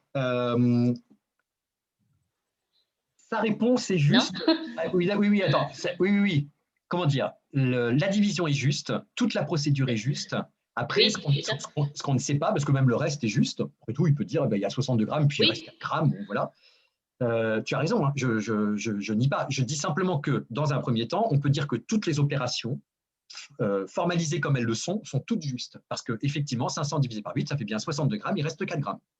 D'accord. Après, que l'enfant n'aille pas jusqu'au nombre, ce n'est pas une erreur en soi. Peut-être qu'il ne l'a pas apprise, on n'en sait pas ça. Peut-être qu'il n'a pas appris, peut-être qu'on lui a demandé d'arrondir, peut-être que j'en sais rien. En tout cas, l'opération telle qu'elle est proposée ici, elle est juste. D'accord. Elle est inaboutie peut-être qu'on peut aller plus loin, ça c'est sûr, mais elle est juste. Surtout pour moi, j'avais noté qu'il maîtrisait la technique opératoire de la division euclidienne, et pas forcément que ses résultats étaient justes. Oui, alors justement, c'est là où on arrive justement maintenant dans les erreurs. D'accord. C'est là maintenant où tu peux dire justement pour les erreurs. Alors vas-y, Julie, puisque tu y es, est-ce que tu peux identifier? Alors donc, comment tu formulerais ça? Qu'il n'utilise pas le reste, qu'il OK. Donc, pour la division de la farine, par exemple, donc il reste 4 grammes qu'il n'utilise pas. Donc, forcément, on aboutit à un résultat qui est approximatif. D'accord. Tout à fait. Très bien. Alors après, je ne sais pas trop, parce qu'après 6 œufs divisé par 8, il utilise le reste. Oui, d'accord. C'est parce qu'en fait, il divise un nombre, comment dire, au dividende, en fait, il y a un nombre plus petit que le diviseur. C'est la raison pour laquelle, là, il se sent obligé. Sinon, il serait arrivé à 0. Oui. Donc, il a bien raisonné, qu'il se dit, c'est pas possible d'avoir 0 E. Donc, il faut bien que je trouve quelque chose. Donc, c'est sans doute ça qui l'a poussé à aller jusqu'au 10e. D'accord. Alors, donc, le premier type d'erreur, c'est l'approximation de la quantité de farine. Et le deuxième type d'erreur, oui, c'est très simple, la phrase. Il ne faut pas aller plus que ça. Hein. C'est l'approximation de la quantité de farine parce qu'il ne prend pas en compte le reste. Et hop, est-ce que vous avez encore vu une erreur possible?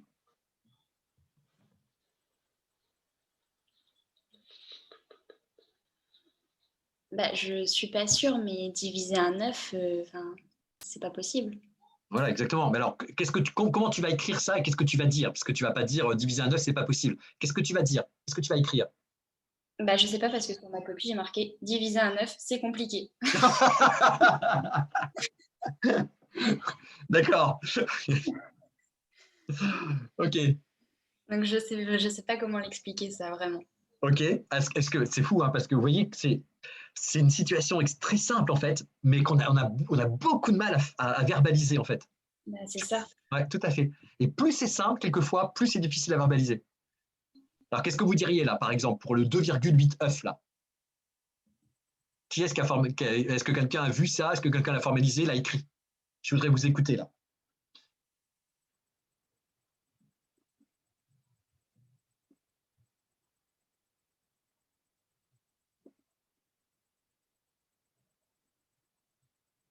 Personne?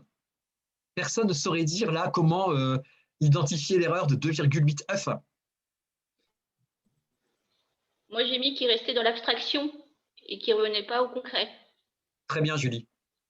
C'est ça, exactement. C'est-à-dire qu'il est resté dans un langage mathématique. En fait, ici, ce qui est très compliqué avec un problème en mathématiques, c'est que vous partez d'une situation réelle, concrète. Puis ensuite, vous allez le raisonner de manière mathématique. Julie a exprimé ça en disant abstraitement. On le raisonne de manière abstraite.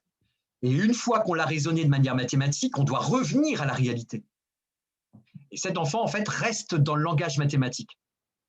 Et donc, il doit ensuite adapter son résultat mathématique à la réalité. Et donc, comme l'a dit Ludivine, c'est compliqué de diviser 2,8 œufs. Donc, plutôt que de dire ça, il faut effectivement dire que l'enfant est resté dans le langage mathématique avec ses en ayant trouvé 2,8 œufs et aurait dû donc le transposer dans la réalité en 3 œufs. L'arrondir à 3 œufs, parce qu'on ne peut pas effectivement diviser un œuf en 8/10. Donc, c'est ça. C'est passer du langage mathématique à la réalisation concrète. Donc, en fait, pardon, les caractéristiques d'un problème en mathématiques, c'est ce que je viens de vous dire, hein, et je le répète, c'est passer d'une situation concrète à un langage abstrait, puis revenir dans la situation concrète. C'est pour ça que c'est si compliqué, les problèmes de mathématiques. Les problèmes de mathématiques sont plus compliqués que les problèmes purement mathématiques, c'est-à-dire les problèmes où je raisonne simplement sur des nombres, je raisonne simplement sur des objets géométriques. C'est beaucoup moins compliqué parce qu'on reste simplement dans un langage mathématique. Or là, on passe du concret à l'abstrait, puis revenir au concret. Ça, c'est la forme la plus difficile qu'on va demander aux élèves. Et ça ne veut pas dire qu'un élève qui ne réussit pas des problèmes en mathématiques, c'est-à-dire des problèmes dans lesquels on doit maîtriser des compétences de français, des compétences de vocabulaire, des compétences de mathématiques, des tas de compétences en fait, hein, comme on le voit ici, hein, eh bien ces élèves-là qui ne réussissent pas ça peuvent être par contre d'excellents mathématiciens. Un problème en mathématiques comme celui-ci n'identifie pas nécessairement les meilleurs mathématiciens de votre classe, hein. Pas du tout. Hein. Parce que justement, il faut faire ces allers-retours entre la réalité, l'abstrait et revenir à la réalité. Mon fils, par exemple, pour parler un petit peu de ma vie, mon fils avait exactement ce problème.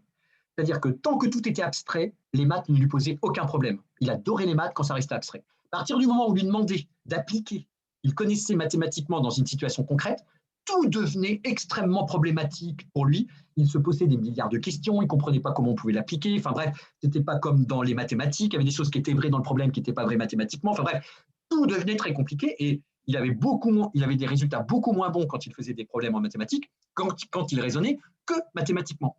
Et en fait, c'est un mathématicien. Je veux dire, il a des compétences logico-mathématiques qui sont très bonnes, mais il n'arrivait pas à le prouver quand on le mettait dans une situation de problème. Bon, je parle de mon fils parce que c'est pour dire qu'en général, c'est ça aussi, quoi.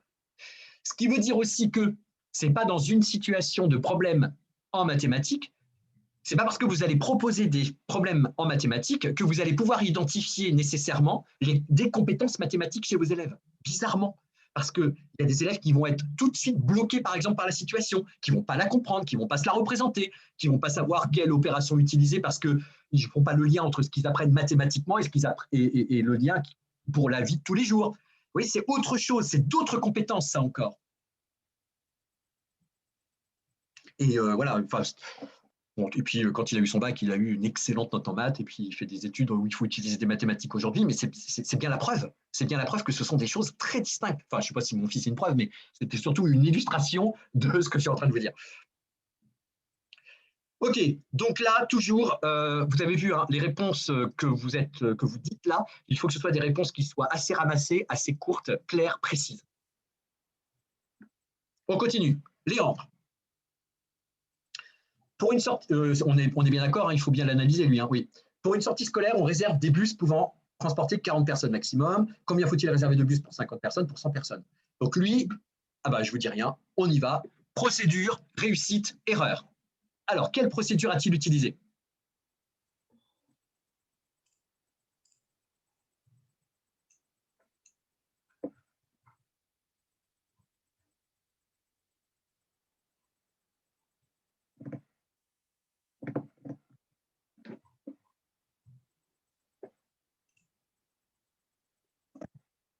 J'aurais dit la procédure additive.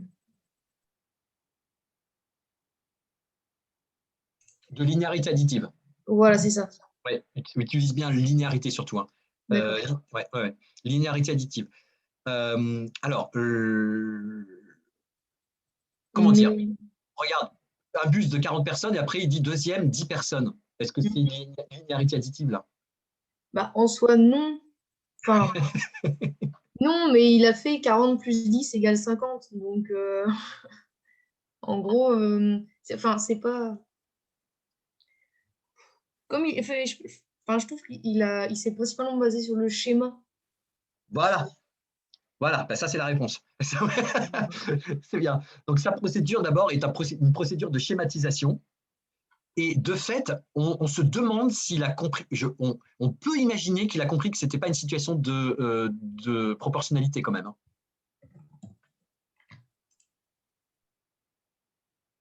Par conséquent, la procédure, ce n'est pas une procédure de proportionnalité qu'on vous demande, puisqu'il a bien identifié que ce n'en était pas une. Et d'ailleurs, la situation n'est pas une situation de proportionnalité. Donc, pour l'instant, on va dire que sa procédure, c'était une procédure de schématisation avec un traitement des données chronologiques. Regardez, on le voit bien. Hein. 40, 40, 50, 50, 100, 100. Donc, il a lu le problème chronologiquement et ensuite, il l'a représenté schématiquement dans l'ordre de lecture. Ça, c'est sa procédure.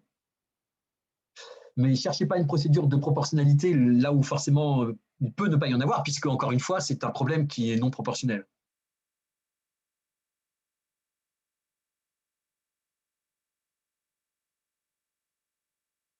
Ok. Les réussites de cet élève, est-ce que vous les avez identifiées?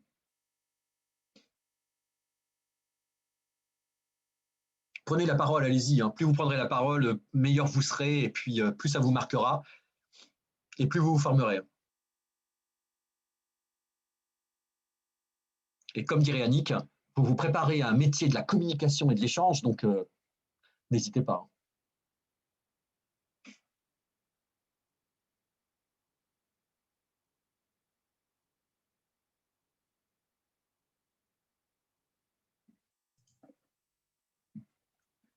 Donc, il n'y a pas de réussite pour vous, c'est ça?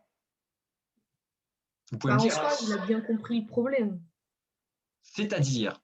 Il a bien dans le problème posé, il a bien compris que dans un bus, il y a 40 personnes maximum. Enfin, oui, c'est ça. Dans un bus, il y a 40 personnes maximum. Puisqu'il a mis le premier bus était à 40 personnes. Mais après, on voit tout de suite les erreurs, donc c'est pour ça le souci. Je vois bien ça, Anne, que tu vois tout de suite les erreurs. Bon, déjà, il se représente le problème. Je veux dire ça, quoi. Il se représente la situation plutôt que le problème. Il se représente la situation. D'accord? C'est ce que tu voulais dire, Anne, j'imagine, en disant, bon, il voit bien qu'il faut mettre 40 personnes dans un bus, ça va, quoi. OK? Moi, j'ai mis qu'il mettait une phrase de réponse, en fait, qui mettait une explication à sa réponse. Il faudra 2 bus pour 50 personnes. OK. Est-ce qu'on peut dire que parmi ses réussites, il a identifié qu'on n'était pas dans une situation de proportionnalité? Bah oui. Donc, ça fait partie des réussites, puisque c'est exactement la compétence qui est travaillée dans cette situation où on propose 4 problèmes, dont 2 qui ne sont pas des situations de proportionnalité. C'est plutôt pas mal. Même si il a du mal à raisonner avec le problème, n'empêche qu'il identifie bien qu'il ne faut pas utiliser des procédures qui sont liées à la proportionnalité. Bon, et puisque c'est plus facile pour vous, les erreurs alors maintenant. Allez-y. Quel type d'erreur commet-il?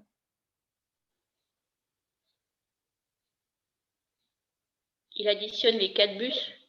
C'est ça. En fait, il fait une erreur pour les 100 personnes. Il met 4 bus pour 100 personnes. D'accord. Bon, déjà, il a identifié qu'il fallait 2 bus pour 50 personnes, ce qui est pas mal. Ça, c'est bon. Oui. On ne l'a pas dit tout à l'heure, ça. Je suis en train de réaliser là. Donc ça, il faut l'identifier. Tout ce qui est bon, il faut l'identifier. Hein. Et ensuite, oui, Julie, tu as raison, vas-y. Tu peux répéter ce que tu as dit? Ce que je viens de dire. Je ne sais plus. Il commet une erreur pour les 4 bus pour 100 personnes. Oui, 4 bus pour 100 personnes. Il a additionné tous les bus. Exactement. Il n'a pas distingué en fait, les deux questions.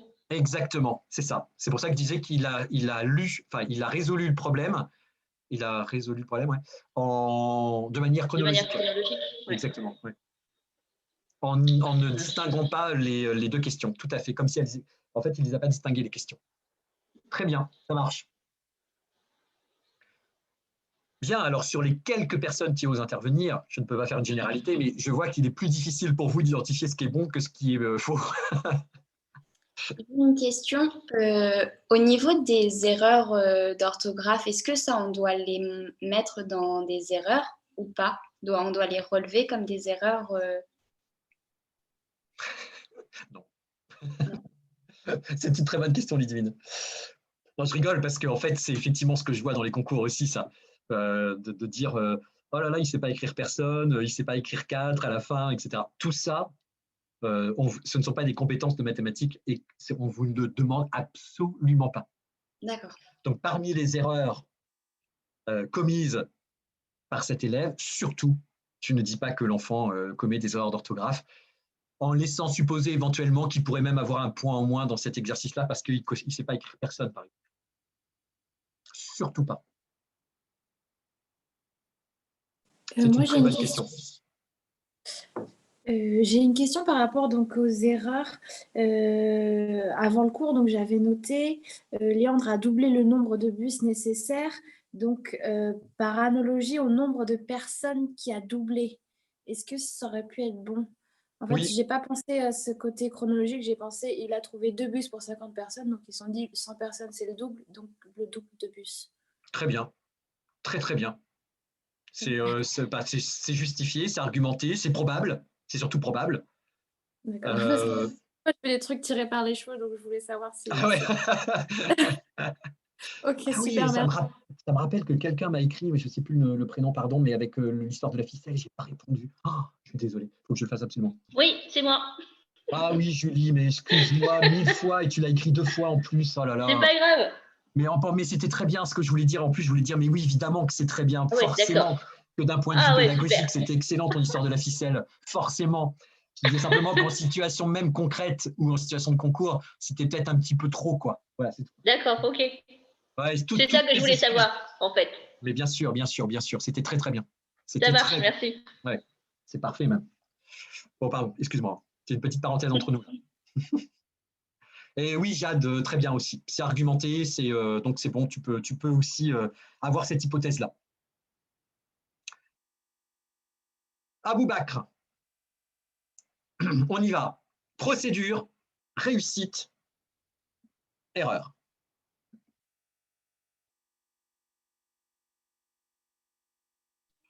Il a simplement multiplié toutes les données entre elles et pour répondre à un contrat didactique, on attend une réponse, il en fournit une, point. OK. Quelqu'un a mis autre chose, a exprimé ça autrement? Les réussites, la procédure, de Aboubakr. Procédure, j'ai mis, il utilise la multiplication posée. Oui. D'accord. Pourquoi? Vraisemblablement parce que… Il utilise toutes les données dans l'énoncé. Il utilise tous les nombres dans l'énoncé et il les multiplie. D'accord, très bien. Mais vraisemblablement pour quelle raison? Peut-être qu'il est en train d'apprendre la multiplication. Donc, comme a dit Ludivine, je crois par contrat didactique, il réutilise ce qu'il est en train d'apprendre. Oui, ça me semble… Vu le niveau de performance, il n'est pas en train de les apprendre. Ça m'étonnerait qu'il soit en train de les apprendre. Parce que, non, il les a appris vu la qualité entre guillemets de ses productions. C'est que c'est acquis, mais il ne sait pas quand le mettre en place en fait. Voilà, mais pourquoi des multiplications plus que des additions, des soustractions? Pourquoi ça, à votre avis?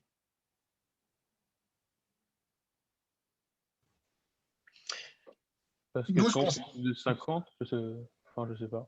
Nous, ce qu'on sait, c'est qu'il est en train d'apprendre les proportionnalités. Ça, on le sait, puisque c'est des problèmes qui lui sont proposés. Donc, pourquoi il utilise la multiplication?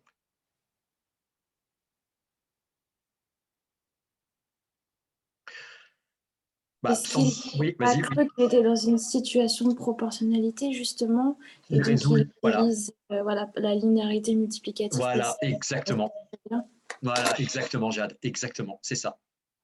Voilà, sans doute parce que les situations de proportionnalité sont résolues la plupart du temps par linéarité multiplicative, tout simplement. C'est simplement la raison.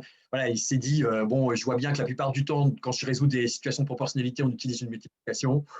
Là, comme c'est ce qu'on est en train de travailler, allez hop, je prends les nombres, et puis par contrat didactique, ils ont tous un sens, et je fais quelque chose avec. Voilà, ça c'est bien ça. OK, ça marche. Donc lui, il n'arrive pas à se représenter le problème, etc. Bon, ça, c'est pas obligé de le dire, vous n'êtes pas obligé de le dire, hein, mais puisqu'on vous demande que la procédure. Mais c'est la raison pour laquelle c'est sans doute plus une multiplication qu'il utilise qu'une autre opération, en fait. Hein. Tout à fait. Et vous ne pouvez pas dire, faites attention à ça, parce que quand vous dites qu'il est certainement en train d'apprendre une opération, et quand vous voyez la qualité ou le niveau de performance de l'opération en question, il ne peut pas être en train de l'apprendre, ce n'est pas possible. Il l'a déjà apprise, là, c'est sûr. Hein. Bon, au moins, ça, il maîtrise. Justement, donc les réussites. Moi, j'ai dit que les produits de multiplication étaient corrects. OK, parfait. Je crois que c'est la seule réussite qu'on puisse mettre en valeur. Et enfin, les échecs, les erreurs. C'est comme tout à l'heure, l'élève reste dans l'abstraction, il ne voit pas en fait que sa réponse n'est pas dans la vraie vie, c'est pas concret. Alors, il reste dans l'abstraction, je ne suis pas sûr là, hein, parce que pour rester, déjà, il aurait fallu qu'il comprenne le concret pour pouvoir être dans l'abstrait là. Pour le coup. En fait, quand il écrit, il faut réserver 2000 bus ou 4000 bus. C'est là où je me dis que. Ah oui, d'accord. Il s'est pas mis dans la vraie situation, dans une situation concrète. Donc, il ne se représente pas le problème, ni la pertinence de ses réponses. OK.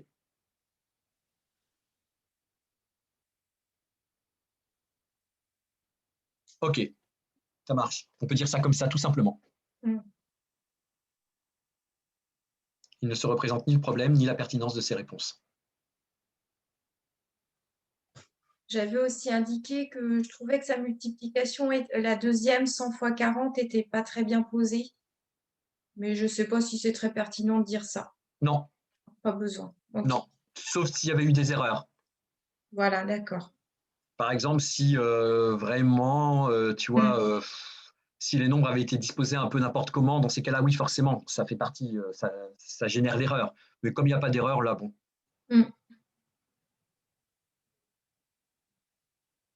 Bon, ce qu'on peut voir, c'est qu'il ne s'est pas multiplié par 100 de tête aussi. Hein.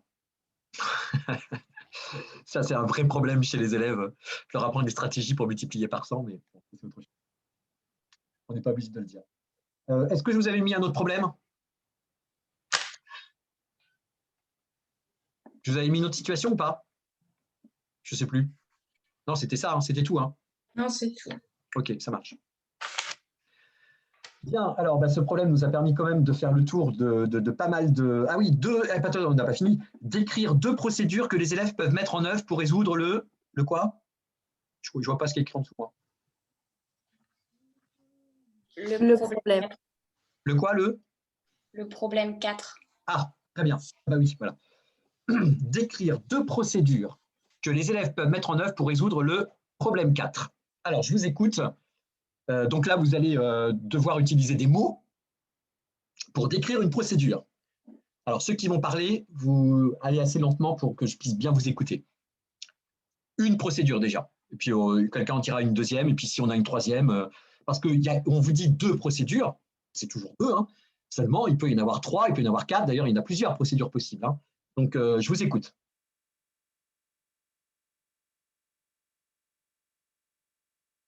Donc, Arthur a 6 piles identiques qui pèsent 18 grammes en tout. Combien pèse 8 piles? Allez, première procédure possible. Alors, moi, j'ai écrit, mais à mon avis, ce n'est pas clair. On calcule le poids d'une pile en faisant 18 divisé 6 égale 3 grammes. Et on la multiplie par le nombre de piles, soit 8 fois 3 égale 24 grammes. OK. Donc, première procédure, passage par l'unité. Oui. Tu l'indiques. Tu indiques ta procédure. Première procédure, passage par l'unité, pour que tu montres que tu connais les termes, que tu connais le nom des procédures. Donc, tu l'indiques. Puis ensuite, tu fais ce que tu as dit. C'est parfaitement clair. Hein. Donc, je divise 18 grammes en 6 pour connaître le prix d'une pile. Tu peux même l'exprimer comme ça. Le prix d'une pile, la masse d'une pile sera 2. Donc, la masse de 8 piles sera 2. Voilà. Parfait. Donc, première procédure, passage par l'unité. Deuxième procédure possible. Moi, j'avais mis, on peut faire un tableau de proportionnalité. Oui, tu peux faire un tableau de proportionnalité, mais sauf que la procédure que tu vas utiliser grâce à ce tableau de proportionnalité sera laquelle? Eh ben, c'est là où je me suis plantée. J'ai parlé d'un produit en croix. D'accord, donc tu ne peux pas. Voilà. Mais si on part sur la règle de 3, c'est bon. Oui, c'est-à-dire que tu réutilises ce que tu viens de dire en faisant la règle de 3. Oui, ça se répète en fait. Oui, exactement. Donc, c'est la même procédure au final. C'est ça, c'est-à-dire que c'est une procédure, c'est un passage par l'unité déguisée, c'est ce que j'allais dire. Ben, si tu proposes le passage par l'unité, l'idée, c'est que tu puisses proposer une autre stratégie oui, c'est qui ça. soit assez distincte, quoi. Mais c'est pour ça que j'étais coincée. Du coup, je me suis dit, produit en croix, mais je savais bien qu'à leur âge, il ne fallait pas l'aborder. Donc, OK, donc ça ne va pas, effectivement, Nadia. Il faut une autre procédure.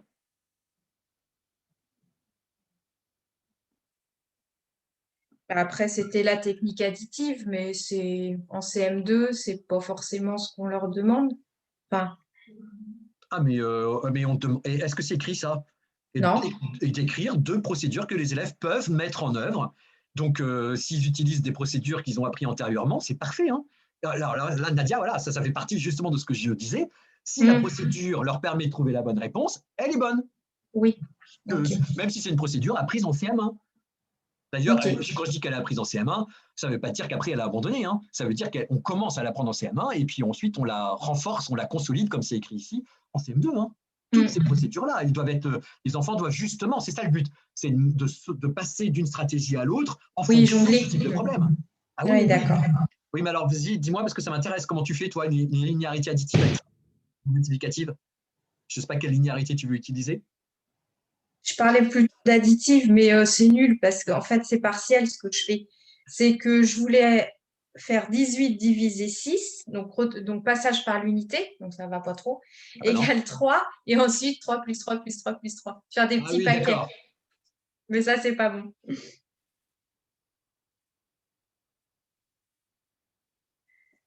Ok. Qui est-ce qui a une autre stratégie encore? Moi, j'ai une stratégie, mais mais j'ai peur qu'elle soit un peu complexe pour le niveau qui est là. Vas-y. Donc, je passerai par la linéarité multiplicative. Ok, vas-y. Et j'essaierai de trouver, en gros, j'ai fait 6 x 4 égale 24 et 8 x 3 égale 24. Et 8 x 3. Ah oui, tu as pris le dénominateur commun, quoi. C'est ça. D'accord. Et 8 x 3, 24. Et donc, après, tu fais quoi? Et après, je fais 18 x 4 égale, j'en sais rien.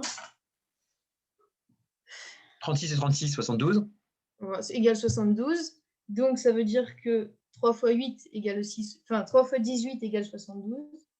C'est compliqué. Hein. 3 x 18 égale... donc, non, pas 3 x 18, mais...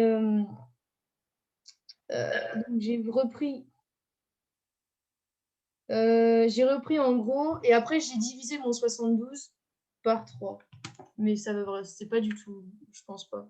En fait, je l'ai mis avec des X, alors du coup, ça passe. Ah oui, d'accord. Ouais, bon, là, on est bien d'accord à décrire deux procédures que les élèves peuvent mettre en œuvre.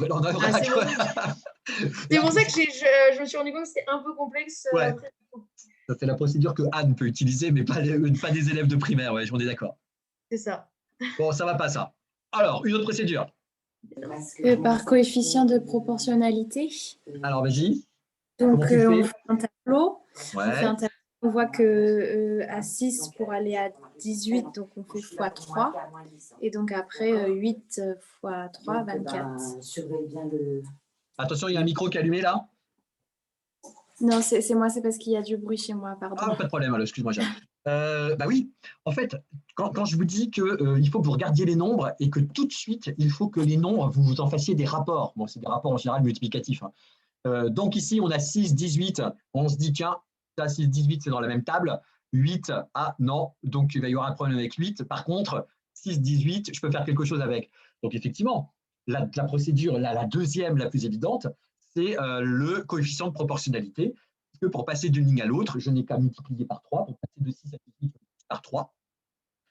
Donc, auquel cas, eh bien, si j'ai 8 piles, eh bien, pour trouver la masse, je vais faire 8 x 3 et je vais tomber sur 24. Parfait. Excellent, Jade. Ce qui paraissait évident comme ça, a priori, mais c'est normal, c'est parce qu'en fait, là, vous avez des tas de procédures en tête et ce n'est pas forcément les plus évidentes qui vous arrivent. Une dernière procédure, peut-être, pour être certain que...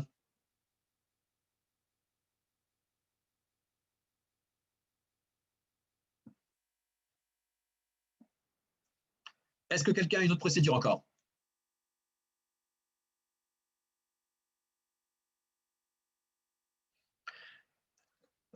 Non? Bon, écoutez, moi, j'ai identifié, par exemple, que tous les nombres étaient des nombres pairs. Bon, à partir de là, je me suis dit, on peut peut-être faire quelque chose. Et je me suis dit, bon, on connaît le prix de 6 piles. Pardon, je dis toujours le prix, la masse de 6 piles. Eh bien, écoutez, je me suis dit, je vais diviser par 3 pour connaître la masse de 2 piles. Puis ensuite, le résultat, je vais multiplier par 4, tout simplement pour connaître le prix de 8 piles. Et je vais utiliser la linéarité multiplicative, tout simplement. Si je connais le prix de 2 piles, je peux connaître le prix de 8 piles. Je vais multiplier par 4. Donc, je divise par 3 les 6 piles pour avoir le prix de 2, enfin, la masse de 2 piles. Donc, après, je fais 18 divisé par 3 aussi. Donc, j'aurai la masse de 2 piles. Et puis, une fois que j'ai la masse de 2 piles, et bien après, je n'ai plus qu'à multiplier par 4. Voilà une autre procédure encore qui aurait été valable et que des enfants de primaire peuvent effectuer.